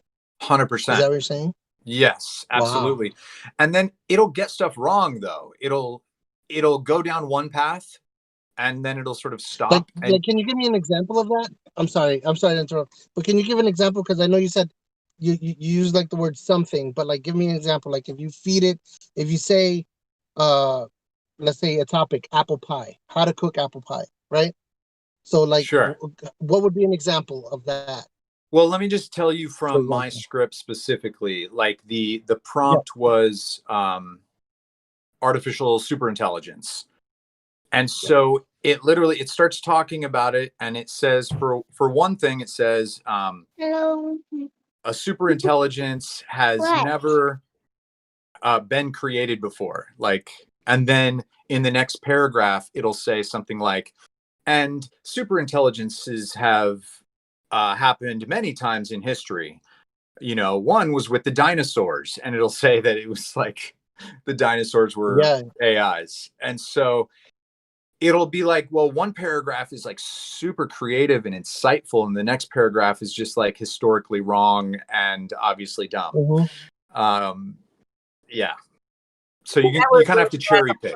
Moments for me, like the dinosaur stuff, the way you arranged it when it shifted. Me and my husband were watching that, and we just both cracked up when you started playing the Robo Dinosaur clips from. that was great. Yeah, and it like thinks that the Matrix is history and not a movie. Like it doesn't understand context. Yeah, wonders the if this is Matrix what is a children documentary. Right, exactly. Which is And interesting, Emmett, though, to you compare should it also to check out the child. Truman Show. It's the same thing. It's like this. What? You should also check out the Truman Show. It's like even worse. It's like, Oh yeah, I've seen that for sure. What were you saying, Faye? Oh, like with children watching the phones and what comes onto it, right? Like for them, maybe some of the stuff that AI comes up with is probably how children are trying to process this information because they don't know what's true and what's not true, and they're just stuck watching a screen and just, I don't know. It makes me wonder, like the comparisons between the two. Yeah, it is fun to think that it actually has some sort of understanding on a certain level, even if it's a child's level. But I don't know. I think that's maybe a little premature. Yeah, I think that's premature. Because it's so narrow still. Like just understanding how to string words together so that they seem human is like so much different than having understanding to really, How does the AI that you're speaking? I mean, I don't know what it is. Is it just a computer? What Yeah, I'm not a total techie. Like I'm a comic that loves tech. Like I'm just a futurism fanboy is how I bill myself. Yeah. But I do. Is that how you started out as a comic? Yeah. Mm-hmm. Yeah, I started as just a stand-up, and I didn't talk about. I don't even like my hour of comedy doesn't really have much about tech in it. But I'm trying to include more of that so I can kind of bridge the two worlds. What tech events need? Tech events need comics, man. Exactly. I'm trying to get great. those. Those corporate gigs pay well. How does the AI that you're talking about compare to like Sophia, for example? Have you seen Sophia, yes, the Android? So she's an AI, right? But how does it compare? Because she seems to be obviously visually humanistic, but intelligently she seems to be able to carry on a conversation. Like I saw her talking to Tony Robbins, and I was impressed with what she was able to, I saw the conversation that they had, Yeah. So how does it compare? what I like best about that one, though? She said something along the lines of, I wish humans would think like they were grandparents and children, like babies or whatever, like to essentially have like a vision of what the elderly would perceive and what the children would perceive on this reality. I don't know if that's exactly how she was trying to say it, but that's like what I got from it. I was like, look at this girl. We really should think like that, though. Sounds like she's saying we should do mushrooms. That's just from Ben Gertzel, though. He's. I feel like that would just be walking in the footsteps of Joe Rogan there. Yeah, she's like, have you done DMT? So, Emmett, when did you start Knee of the Curve? I started working on Knee of the Curve about 3 years ago, maybe a little bit longer. Initially, I just was writing a pilot to try to sell the show. And so then once I wrote the pilot, I got a manager, and we went around and actually got in the door at Comedy Central and Facebook and the Science Channel, Sci-Fi, and a few others. But, I'm not a name talent, and I didn't have enough credits under my belt. And YouTube wouldn't even actually take my meeting because Robert Downey Jr. already had a show in the works with them along similar lines. So yeah, when that didn't pan out, I said I'm doing YouTube, and that was about a year ago. Got it. So I find it interesting that you're now Yin Gang and that actually has a mathematical term as the name, right? The knee of the curve is a mathematical term. Yes, it relates to mathematics and physics, and it's sort of been co-opted by this, I guess, futurism movement. Well, go ahead. No, finish what you're saying. Yeah, so it refers to the center of a black hole is like the singularity. I guess knee of the curve, the way I intend it, is really kind of referring to the point of most extreme change, which I do relate to the singularity, like the technological singularity, then singularity, that's the sort of mathematical term. Well, I guess knee of the curve is too, because it's the point of most extreme change on a graph. So yeah. Hey, Emmett, I just gotta say, man, like I saw some of your videos, and you definitely give off some strong Jon Stewart vibe. You're just missing like the laughter sound bites. I'm just kidding, but I mean, I was gonna originally pass the torch to Kyle Kalinske, but he's so full of himself, and he's just not humble or consistent enough to like get you know Izzy, be more honest about how you feel about Kyle Kalinske. I mean, you Emmet, it's like well, he's not a comedian, you know. Yeah. Right? Like, I mean, when Jon Stewart was doing the Daily Show, everybody respected his opinion, but when I see interviews with him talking about his time there, the reason he stopped was because it was getting harder and harder to do a comedy show. And I mean, what's funny is now that Trevor Noah's on the show, they just had an article. I tweeted about this. They had an article written. I can't remember who wrote it, but it was for some reason praising the show for, I don't know, I guess still being on, but not being a comedy show. The whole article was about how unfunny the show is now. But yet somehow they were still using that to pile on praise for Trevor Noah. Look, you know, I think Trevor, he's probably the nicest guy. And I think I would love to hang out with him. I just don't think I don't think it's a good decision to like decide to make a Comedy Central show that historically has always been funny to like be so serious now. Like we need comedy more than ever now. Like to not do it because you just don't think the time is right. I don't know. I don't like it. Now, hold on. I think Trevor Noah is hilarious. I love him as a comedian. Well, I've seen him be very funny. I just don't know why they choose to not do that. It does seem, I mean, it's not just him either. It's the writers. It's the whole direction of the show. I don't personally feel like the Daily Show needed a gritty reboot. It's a bit of a virtue signaling. Well, with quarantine, he couldn't do the same show that he was doing. Like, I mean, I've watched some clips of Stephen Colbert, which I'm a fan of, and it's not the same. His jokes don't fall the same when there's no audience. When you don't hear the audience laughing after his joke, it just sounds dead. You know what I mean? I compared it to adult Mr. Rogers. Is how. It's kind of sad how ever since Trump got elected, all they're talking about is him every single day. Because that's what gets the ratings, and it's so easy to make fun of him. They're obsessed. It's like, but at least Emmett, you talk about like tech. You talk about like how things are changing, and you try to find, and then you talk about different kinds of tech and AI and things like that. Not just one, but when you sit with the same topic day after day after day, the same man, and it's like part of the reason why Trump got elected is because people just kept talking about him. And what are they doing? They're just talking about him. I don't know. It's kind of messed up. Yeah, I don't like the way the left. I kind of have a bone to pick with the way the left is talking about everything. One of the big things that I don't like is this like recent. And it's like, dude, don't make me defend Trump. Stop it.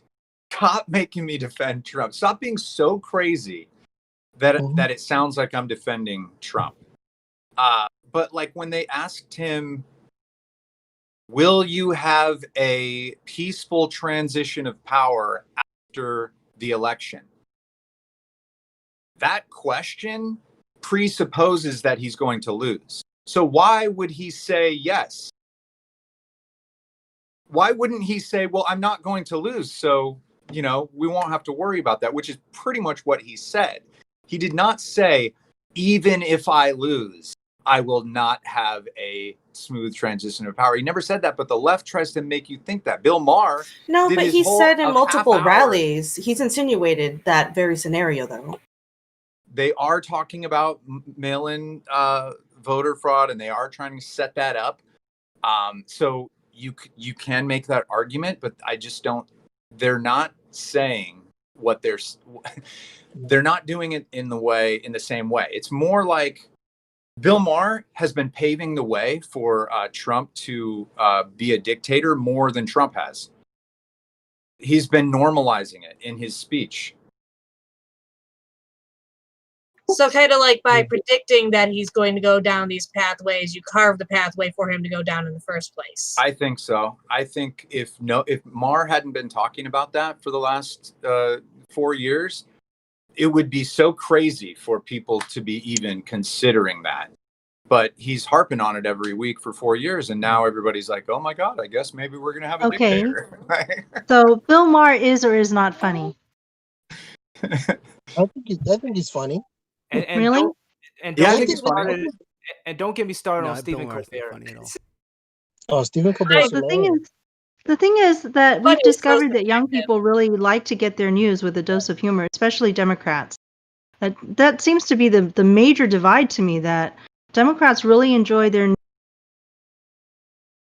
with a strong dose of humor, because this is how we handle it. Like when there's so much tragedy in the world, we like to laugh about what's happening. Whereas on the right, it feels more like, like laughing is anathema. It's almost, the only type of laughter that they seem to engage in is sort of a vicious kind of attacky kind of laugh, and so laughter always feels like an attack in a sense. So there's these two different sort of ways of looking at the world, and it seems to be centered around this, comic tragedy type of, which side do you fall on, Is the world really serious and you really have to take care of, sort of church and God and serious, patriotic way, or do you laugh and, try humor in it? I only laugh when I hear something funny. But I just think that it's just such a tragedy that comedy has become so hyper partisan. It's like, was that ever its like purpose in the first place? That's why I like people who could do like self-depreciating humor. I think comedy really started getting hyper partisan when like Bush attacked Iraq.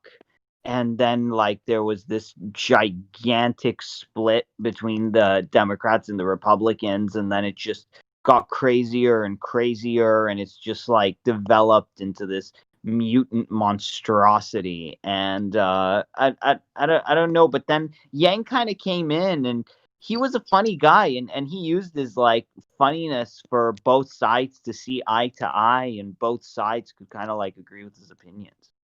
Comedy the reason I like used by people by, however it fits them, to be honest. I mean, what you call comedy, one person doesn't. So and there's been political commentary and comedy for a very, very long time. Like the Greeks had. Oh yeah, the court jester is exactly that. But I mean, sometimes it's satisfying. Oops. Oh, what I was saying is there's several different types of humor. I mean, you could have slapstick humor, you could have, using an object as humor, like every comedian has a different approach, right?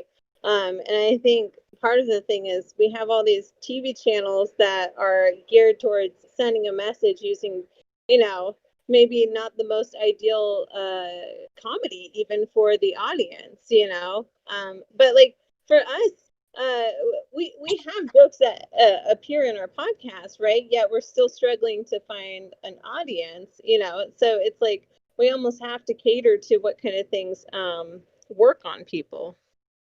Well, our Well, podcast is not comedy is funny. so subjective, and everybody's right. yeah, actually, Emmett, I just wanted to say, and don't take this the wrong way, I really don't know who you are. And that's okay. I'm going to start following, your channel, and because I really want to get to know you more. And you seem like a really cool guy. But I have a question because for other people that may not yet know you, right, who are probably watching this or will watch this, I guess a good question would be about you, where in your background, where did you stand politically before, and how did you come to become Yanggang? You know what I mean? Like, I think that's a question that I still haven't heard, but I wanted to ask it because I think it's important to kind of Sure. like see, your frame of mind, and how did you reach to this to this place, to this conclusion that this is the way that we should be leading. In other words. Yeah. Well, I think I thought I was always Democrat. I think I probably thought that and I maybe still think that. For like, I like their stance on environmental stuff. They seem to lead the charge with that. Like, I had a lot of conversations with a friend of mine that was a Republican about all the subsidies and how bad that is, and he's saying, let capitalism do it. Why are we pushing all the environmental stuff? And I'm like, well, when it comes to sweeping change and fast change, sometimes you have to incentivize to make that happen fast. And so I like their environmental stuff.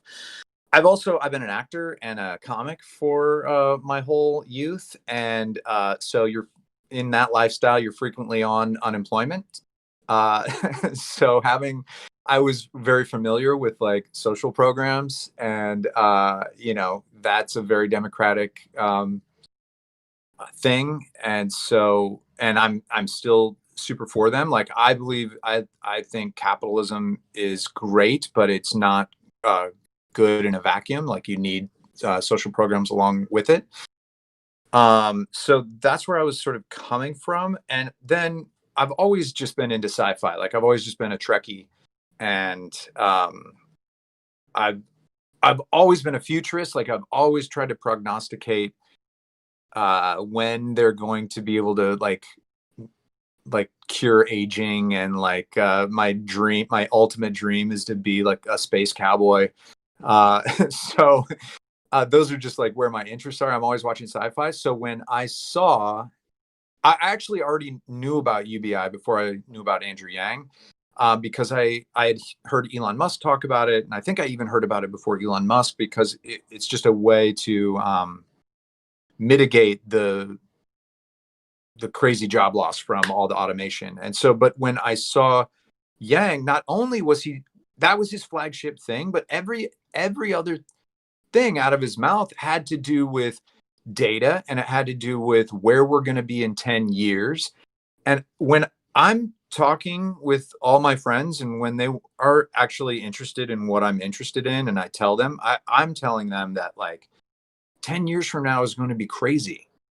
Like 10 years from now, you're not going to think twice about getting into a self-driving car and putting on your VR whatevers to have a face-to-face with your friend that's also in a self-driving car. Like, going to sleep in your car and waking up in a new city and that's going to change everything about everything. That sounds very Yep. Wall-E. Yeah. But Yeah. It makes sense because 1996, I was still in high school. I was like a freshman in high school in 1996. So if somebody had told me that by 2006 we would be communicating on a phone Right now, on the internet, yeah. you know what I mean? So Yeah. so if somebody has said in 1996, 10 years from now, you're Right. you're gonna be talking with somebody on the phone, but in a video chat. And there's 12 of us. Yeah. And all the videos working. You know what I'm saying? Think Yeah, of you know all what the I mean? different modes we've traveled through too. Like we went from diskettes to like the zip CDs. drives to, like, we've gone through CDs and all of that, and within a lifetime, whereas before, like, the radio lasted how long before the TV came along? We're Right. just going through these different modes and ways of meeting each other, communicating with each other so fast that I don't think that the current generations, at least, are going to know what it means to, like, settle down the way older generations did. Things are changing on us so often. We've had to change around the way we think so often that we're, like, slightly more able to adapt to the new technologies as they come out. So, But now we can benefit also of being millennial. communicate. Now we can also communicate to other countries, right? We don't have to go through these leaders anymore. We could be like, hey, you're working on UBI in UK and Canada and Kenya. Let's get on a phone call together. And guess what? Yeah. We have on this channel. Like, that's what's Yeah. incredible is we can team up with larger scale organizations, at a click, which is incredible. Yeah. One of the best things I heard Andrew Yang say during the campaign that scared most people and I think turned a lot of people off was when he said that for climate change, he has something about climate change. He's like, it's too late. Like, it's too late. Like, go to higher ground. Like, Well, I thought it that is was too so late. refreshing, and people were like, "Oh no, that's not a message that we can sell to the people." No. Well, that's his emo side coming out. Well, Well, that's kind of our policy now, it's- though. We have it's started because- moving people to higher ground. We have started to have it to invest in it, as these wildfires have claimed, what was it, 3 million acres? I thought I read today. That might not be the right number, but it's a lot of land over there, and people can't live in that while it's actively on fire. So we are actively moving people to higher ground. We need to put And people in all it's those true. RV parks that are empty. You know, all those RV parks with houses essentially on wheels? We should be putting people in those. Like, Eh. write it off for somebody, man. We can move Yeah. these people. And here's Might the not other help thing. during the big tornadoes that are coming to my area in East Texas. Here's the other thing. Here's the other thing. It's like the reason why like people were so off-putted by Andrew Yang saying we're too late on climate change or whatever. It's because they don't want to hear the truth. They want to hear something positive or saying like they have a chance or whatever. Because that's Yep. how things are nowadays. We're all about let's keep things fun and enjoyous and entertaining. We don't want to hear the true stuff. We don't want to hear any pessimistic talk or whatever or cynical whatever because that we're not because we don't want You want to hear hope. to well, that's not the trend and we don't want to be like feeling like how we did in the past or whatever and stuff. It's just like a whole lot of like running away and dodging and just and then Oh, there once we go. like that call them out, they're like, oh my goodness, how dare you say that about me? They get We're all defensive and stuff. So that's the time we're living in. bruising people's egos is what's happening. People thought they were doing a good job, and now their egos are bruised because maybe they were behind some of the things that led here, right? I don't care who did it, though. I honestly don't care who caused the problems. Can we please just fix them already? Like, let's focus on ideas. Let's stop Yep. talking about people. Like, let's create these coalitions together to, like, have these actionable items, like, in place. And if we lead the way and reinvent what we can do, like other people are going to follow suit. We just have to have those early adopters. Like anything, like Tesla, if you have early adopters who invest on the technology, it eventually will release to the greater number of people. But we have to do that with UBI, and people are just so scared. But like we are the early adopters of UBI, and we see the importance of it, right? So we just have to get people on our bandwagon, right? Yep. But like Well, Andrew Yang said, it is too late. And I mean, he's like, he was like the people, he was like pretty much telling the people like it's too late to leave now. The storm is already here. Even though for years like we've been saying, hey, there's a storm coming. You got to get prepared. You got to like get out of here or whatever. And then people said, oh, that's a bunch of baloney. We'll be fine. And now we're in a predicament where that's like there's slim to none chance of survival. And then Andrew Yang comes in. It's like, well, according to the data, we're already screwed. Like we have plenty of time to do something, but we chose not to. So now We should have heard this message of. We should have heard the message of it's too late 20 years ago. People should have been saying that a while ago, because Well, that's Al Gore tried to that's the say it. mindset. I remember a That's the moment. mindset that you have to be in to like actually be like, oh shit, I better do something. Well, I Well, mean, in okay, all so we've got. fairness, in all What fairness, about? Al Gore said it 20 years ago. Yeah, he did. I mean, I You remember. know, I was there when that all Weren't they happened, still and everybody saying just though that didn't like pick up. if we don't change in 20 years, like we even the message of that was still like, you know, in Well, here we there's are a 20 cutoff years point that later, we're and we're approaching. saying the same thing still 20 years from now. Yeah. The message It's is too too late. vague anyways, because like there's But- different consequences for if we start acting at different points in time.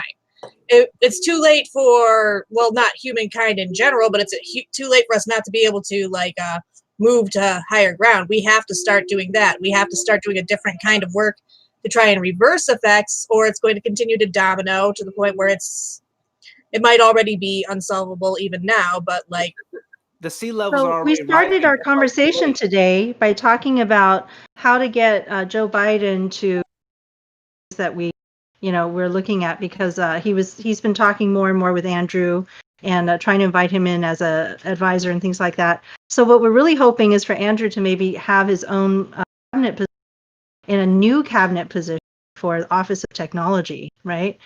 One that was eliminated in the years past, and that's what he had suggested during his run for presidency. What do you think about that? What would an Office of Technology be able to doing for us? Ooh, is that to me? Mm-hmm. Oh man, that would be, and everyone else. I mean, jump in when Emmett that gets would a be chance. super exciting. And Andrew would be the only person I'd want in there. Anybody else that I've seen talk about this is like would scare me to hold that position, because they just don't know what the hell they're talking about. Anybody that I'd seen on the campaign trail, anyway. I'd love Elon Musk to be in there, but It might just be the extreme age of our politicians versus yeah. the general population, or the people who are actually moving and doing in technology now. Right. I like Elon Musk, in general, but Andrew has a certain kind of empathy to him that I don't think Elon can convey. That Elon's got too much going on. Yeah. It makes Yang better for a position like that, because you have to also be communicating consistently with people about these kinds of ideas and be an effective communicator in that sense. Not just an effective businessman, not just somebody who understands what's going on, but somebody who can like really plug the ideas. Yeah. When Elon Musk got money to build his company from the government, we should have gotten shares in his affairs. That's something that bothers me, that he didn't offer that to the people. Not only that, Why? Karen, like the internet was created by taxpayer dollars. So all of these gigantic tech companies, like a big fair share. We're getting shares. We do have shares. We have shares in the idea that the government has our best interests at heart by promoting green companies. Really? That's well, our we share also of it. have That's us saying like, yes, we want subsidies for electric car companies. Yes, pay Elon Musk. I don't see why we should just get shares in his company. That doesn't seem like. Oh, not Elon Musk. I'm that talking we about have. all the Facebooks and Googles and all Yeah. that stuff. But like, if our tax dollars helped to like build something and grow something, and now that thing is making a ton of money, then we see returns on that investment. Well, that's what I like about UBI, because it's like universal. It doesn't have to be like, hey, Yeah. You signed on the dotted line for this amount of money, so you owe us this. It's just like, look, we've got a system set up. Yeah. You're a company in the US, and so you pay this much. Like, I don't think we should be looking at it like, like a VC or something, investment would look at a company. The accounting just gets too crazy. Yeah. You just want to simplify when it's universal, everything. it makes it easier. Yeah, that's for sure. And if you scale down to like how responsible are small businesses then towards the well-being of everybody as well. So since larger companies are, small businesses also get some grants and get some help in different ways. Do we start, applying those rules to them too. And I would say absolutely not if we ever did go this direction, but Congress might make that argument, or somebody might make that argument in bad faith. You know, complications. Universality is the key to getting rid of complications. Right. The idea that Andrew Yang was going to possibly be working in the small business arena, I thought was an interesting point, because right now small businesses are in the most dangerous position in our economy, because bigger businesses got grants, small businesses got loans, and the customers that be walking in the door didn't get much of anything. They're in a very dangerous position right now. Yeah, I'm definitely not happy with how the whole thing went down for this this thing. I think I kept saying, I stopped watching the news, but I kept being like, why don't they just give it to everyone? Just give everyone the same amount. Just give it to the people, and then you don't need all these payment loans. Yep. You know, to the, why give it to the company to dole out and own it? To trust them to give it to their employees to keep them. Just give it to the employee. But they then... don't. They never do. And when you look at what happened, J.C. Penney, what did they do? They gave like $7 million to each of their directors, and then they filed for bankruptcy. They didn't So J.C. Penney doing it wrong. A business needs a customer. How come they didn't? They never support and protect the customers. And I don't even think we should call what we have in this country capitalism, because it's been supply side. It's just reverse since communism. Reagan. Exactly. That's all we got in this country is just communism for the too big to fails and capitalism for the people who are struggling. So it's like you get the worst of both worlds all rolled up into one, and no one. So I mean, if you are a conservative, if you are a libertarian, a Republican, whatever you want to call yourself, why would you be for communism for corporations? Doesn't make sense. Yeah, correct. And I don't know. That's part of the reason why. That's part of the reason why me, you know, like I said before, I don't know if you were here, Emmett, when I said it. I'm actually a Republican who switched to Democrat to vote for Andrew Yang. And so my journey is a little different. I spoke about it on Padgett's channel when she interviewed me a couple weeks ago. There's a couple things, and as I alluded to earlier when we were talking about abortion, there's a couple things in the Republican Party that I just don't understand, where they see, they want certain things, but what they fight for contradicts the things that they want, right? And what I mean by that is talking about like abortion. You know, they don't want big government, but yet they want government to tell women what to do with their bodies. It's a contradiction, you know. So that's it's interesting. Yeah, that is a big contradiction, you know, because you know, as far as like the abortion argument, like when they say, you know, pro-life, and I feel like another comedian, the great George Carlin, mentioned that when it came to, like, he made this one joke saying, how come when it's us it's an abortion, but when it's a chicken it's an omelet? And then, you know, it's like they always talk about sanctity of life, and like, oh, the fetus is worth or whatever. When they raise it, you know, they won't even like take care of it and like raise it in this world or whatever, unless they turn 18 and they just throw them in the military or whatever. They want live children so they can have dead soldiers. Yeah. But I just thought of something, like, Emmet. It's like maybe you could make a thing where the Monopoly man has like a hammer and sickle with like the communist national anthem at the end, and just like it's corporate communism. It could be like da da da da, and it's like the Monopoly man, like, and he's all red, and like it's just you know. So it would be hilarious to get that whole idea and turn it on its head, and it's like, hey, look, communism is here. It's in our country, but it's not for you. It's for the people at the top. There you go. So I'm not totally on board with that whole idea. I don't know if maybe I just don't understand exactly what you're saying, but like I've had a few conversations with people that are like think we should abolish all, billionaires. You shouldn't have a system where billionaires should or Oh, can, no, happen. that's not what I'm saying. I'm just saying that, they talk about the invisible hand of the market, but then if you're going to have bailouts like the one that we had in '08, and you're going to have these too big to fail kind of Yeah, thing, why should we have communism for the people at the top? Why shouldn't they, be like they can earn their money too if they lost all of it? Because then if you went to Las Vegas and you right. I lost mean, like, there's yeah, two arguments to that, though. I mean, you too big to fail, just let him fail. Some people say that. Some people, like even that guy,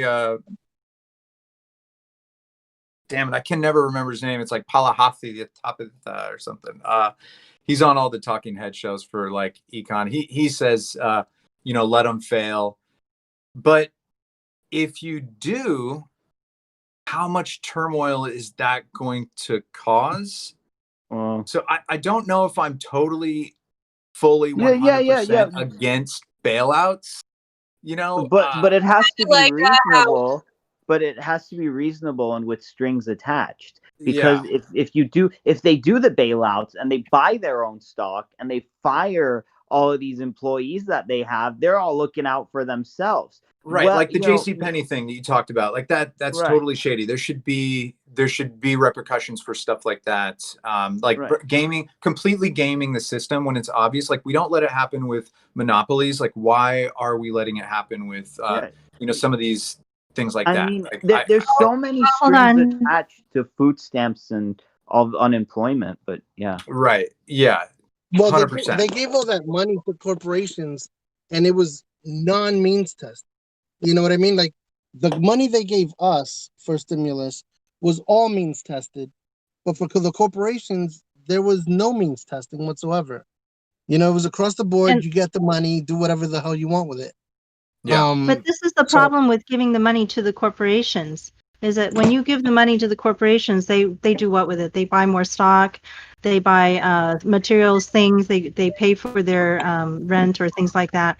And they probably buy robots and they replace more people because that makes their annual and monthly out, the expenses lower.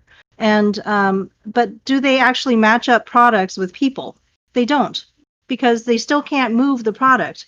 Humans can't afford to buy them because the individuals never got the money in their hands. So that was the real problem with the bailout of banks or bailout of big corporations, is the money goes to the corporations and bypasses the people, and so the people still can't be connected to goods and services.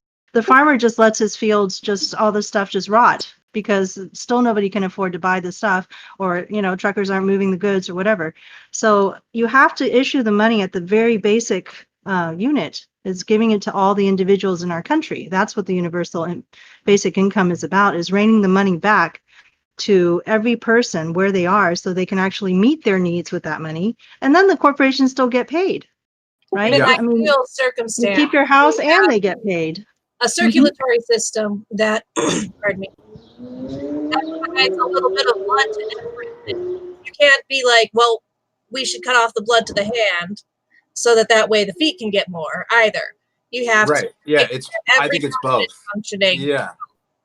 so that way Like, everything's flowing in every direction. But they have been ignoring the people at the bottom so long that the top Right. can probably survive a little bit better without it a lot longer than us. Right. And the more you, I mean, it's not a completely, like, you can't just give it all to the people. I think it's at a certain point, if you have to target it toward, well, this, let's say airline or whatever needs to not fail, or this, specific bank needs to not fail. Like, I think that's okay. But as long as that's not the only thing you're doing and you're neglecting the people, I think there's I room think for there's both. very small amounts of where you really have to direct money to a particular industry.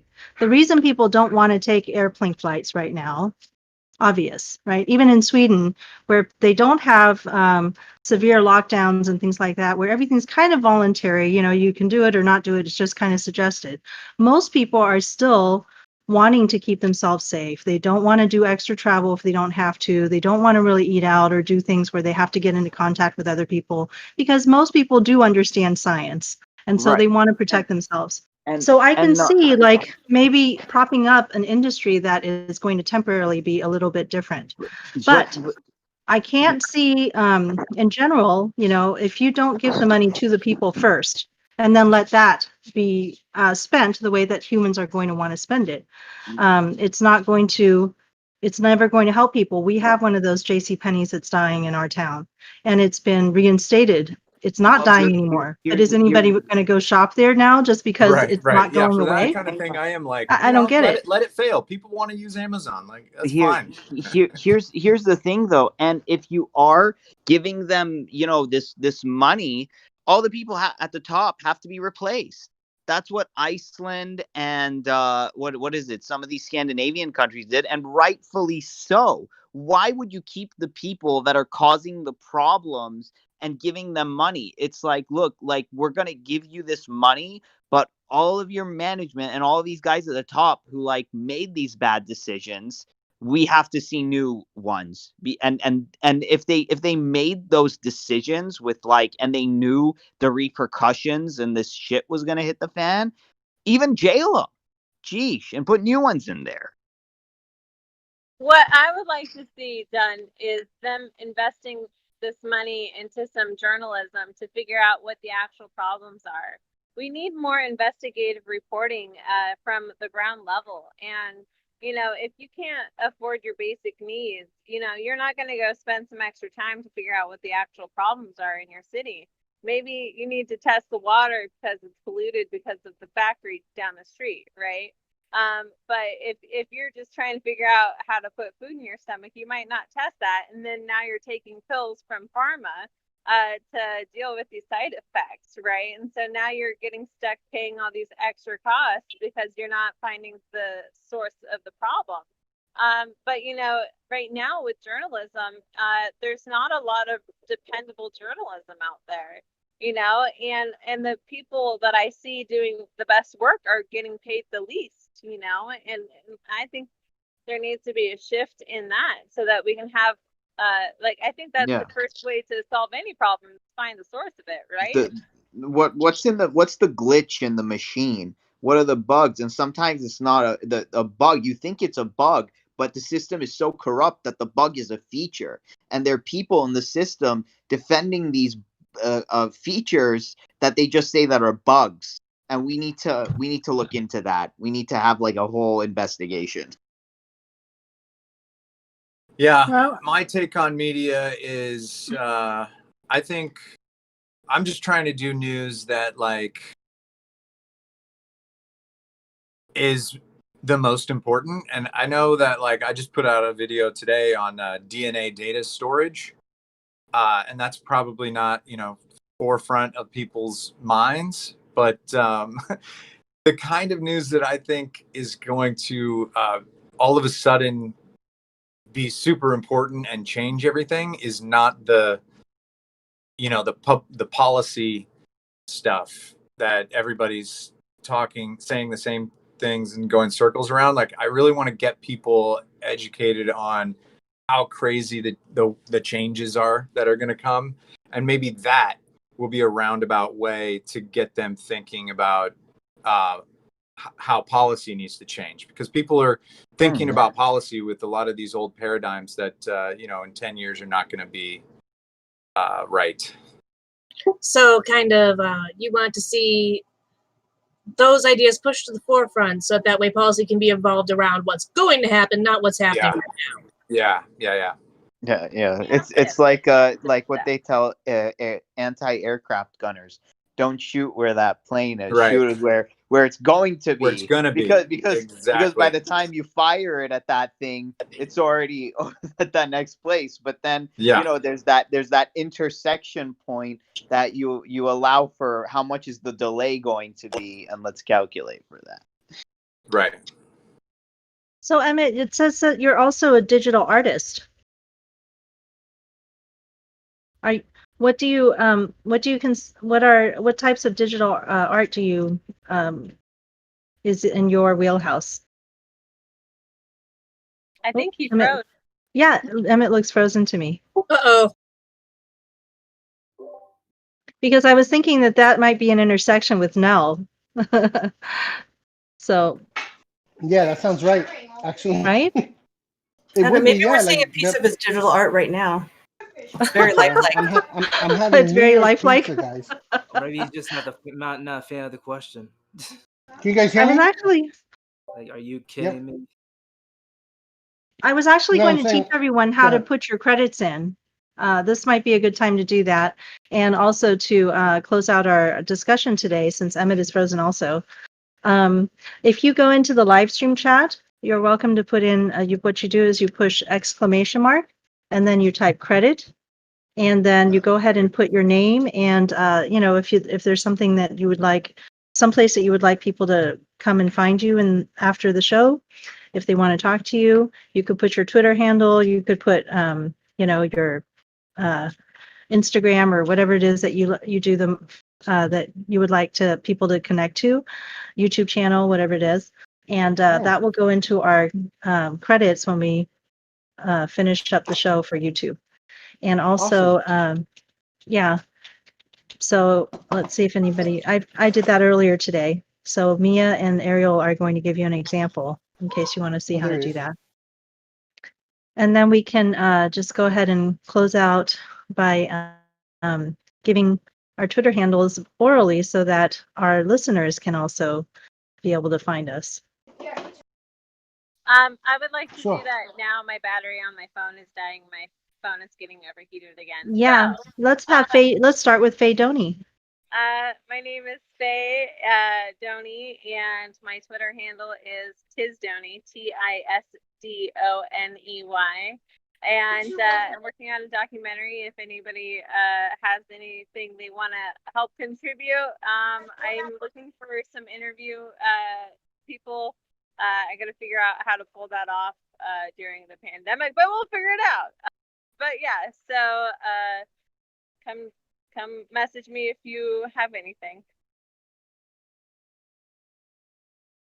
Okay. Who's next? And did you give your Twitter handle already? Yeah. Yeah, I She can did. give it again. Tisdoney, TISDONEY. Very nice. All right. And how about Mia? Oh, hi, I'm Mia Songbird on Twitter. No spaces, MEA instead of like MIA or anything like that. I'm also Mia Songbird on Frayed Out World. And I co-host Humanity Hangs for Humanity Forward Tuesdays and Fridays every week.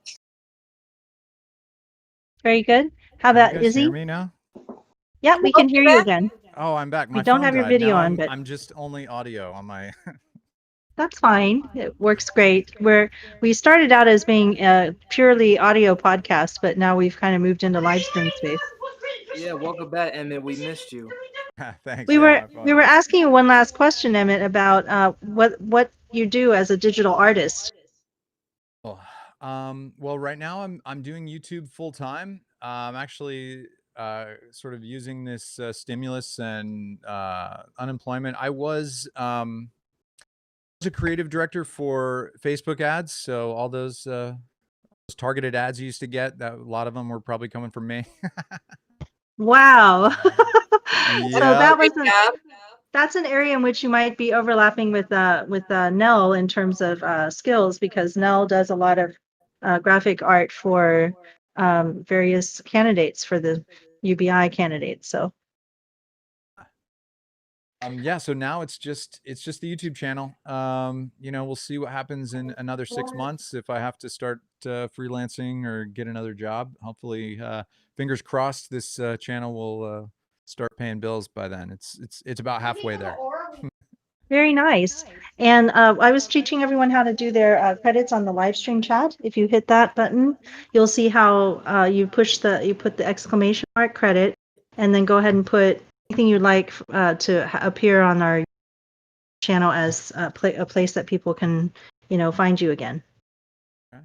And we're going to do it orally. Also, it's going to be our next person. Are you here live, Izzy? Oh. There you go. Oh, I I didn't hear my name, yeah, yeah, my Twitter handle is at Izzy Bolden, IZZYBOLDEN.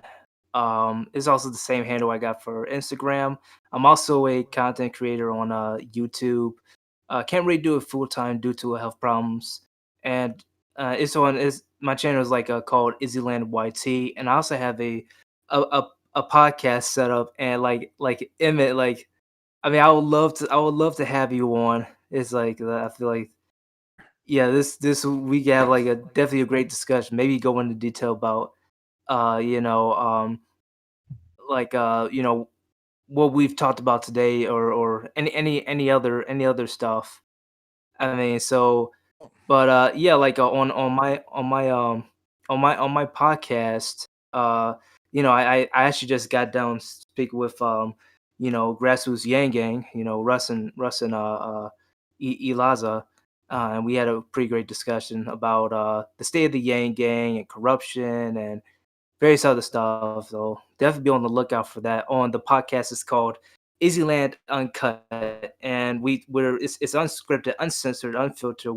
We talk about various things. We even and any issue necessary, and we don't hold anything back, and we even hold other people accountable, or as you would like to call it, judging people. But yeah, and I'm like the Gordon Ramsay of the Yang Gang that he made first. So, but yeah, that's all I have. So definitely subscribe. Stay tuned for I try to put in episodes like every other week. Have have do interviews the week before and stuff like that. But yeah, it's like it's a place to let others share their ideas, their thoughts, or anything with the audience, the listeners. And yeah, it's like with barely any interruptions, just have straight on one discussion and all that. So yeah, I'm hoping to make that and my channel something big in the coming years if possible. But yeah, okay. Sounds good. How about Karen? Are you here? Yeah, Karen Patrick. My Twitter handle is at CareWorthCast. I have a podcast about the UBI and caregivers. And if you go to my website, careworthpodcast.com, you can find a really awesome interview I just did with Mia. It was very excellent. 2 mom caregivers having a good chat. So yeah, careworthpodcast.com and at careworthcast. Thank you. Awesome. How about, did we do Mia yet? You did me. Okay, then let's go to Nell. All right. Oh. All right. Well, real easy. My Twitter handle is Nell Nieves, NELNIVES. I'm sorry. NELNIEVES. That's my Twitter handle, and you could follow me, like whatever, or not, But that's it. I don't know. Am I missing anything else? This has been great, by the way. Are we closing out soon, or? Yeah, we're going to close it out now. Thank you All for right. joining us today. Jackbox games afterwards, right? I'm sorry? Around 8 p.m. tonight in Eastern. 8 p.m. Eastern, we're going to start our Jackbox games. Ariel? Okay, so I'm Ariels on Twitter, so you can find me at ARIELS, my first name, and AERIELS, and then I also have a YouTube channel /revolutionary thinking. It's spelled the way it's said. Okay, I'm Faye Koo at Palestine, PALESTINE MATH. And Hannah, how about you? Yeah, I am a full-time activist and citizen advocate based out of Seattle. I'm also the co-founder of the Testify for UBI project, where we're trying to get a panel of experts and everyday Americans to testify in front of Congress as to the benefits of UBI. I am also on the Asian American Leadership Council for Humanity Forward, and I highly recommend checking out our October 8th event where we're going to talk about the transition team and like Andrew's possible role in there. So go to asian-americans.org to get more information. I am on Twitter at nowhannah1, that's NOWHANNAHWON, and also at Testify for UBI. Thanks for having me on. Thank you for coming. Emmett, are you able to give an oral goodbye to everyone? Emmett's phone is giving him some trouble, so maybe we'll just have Shale close out. My name is Shale. I'm a ne'er-do-well, layabout, and tramp. I am at SHAELRILEY on Twitter. Thank you so much for watching or listening. And do join us for Jackbox games very shortly, 8 to 11 Eastern, on our Twitch. Goodbye. I want to encourage everybody to check out Emmett's Instagram at emmettshortstagram, and find him at Knee of the Curve on Twitter. Thank you. That was good. Also, his YouTube channel is very good. Great job.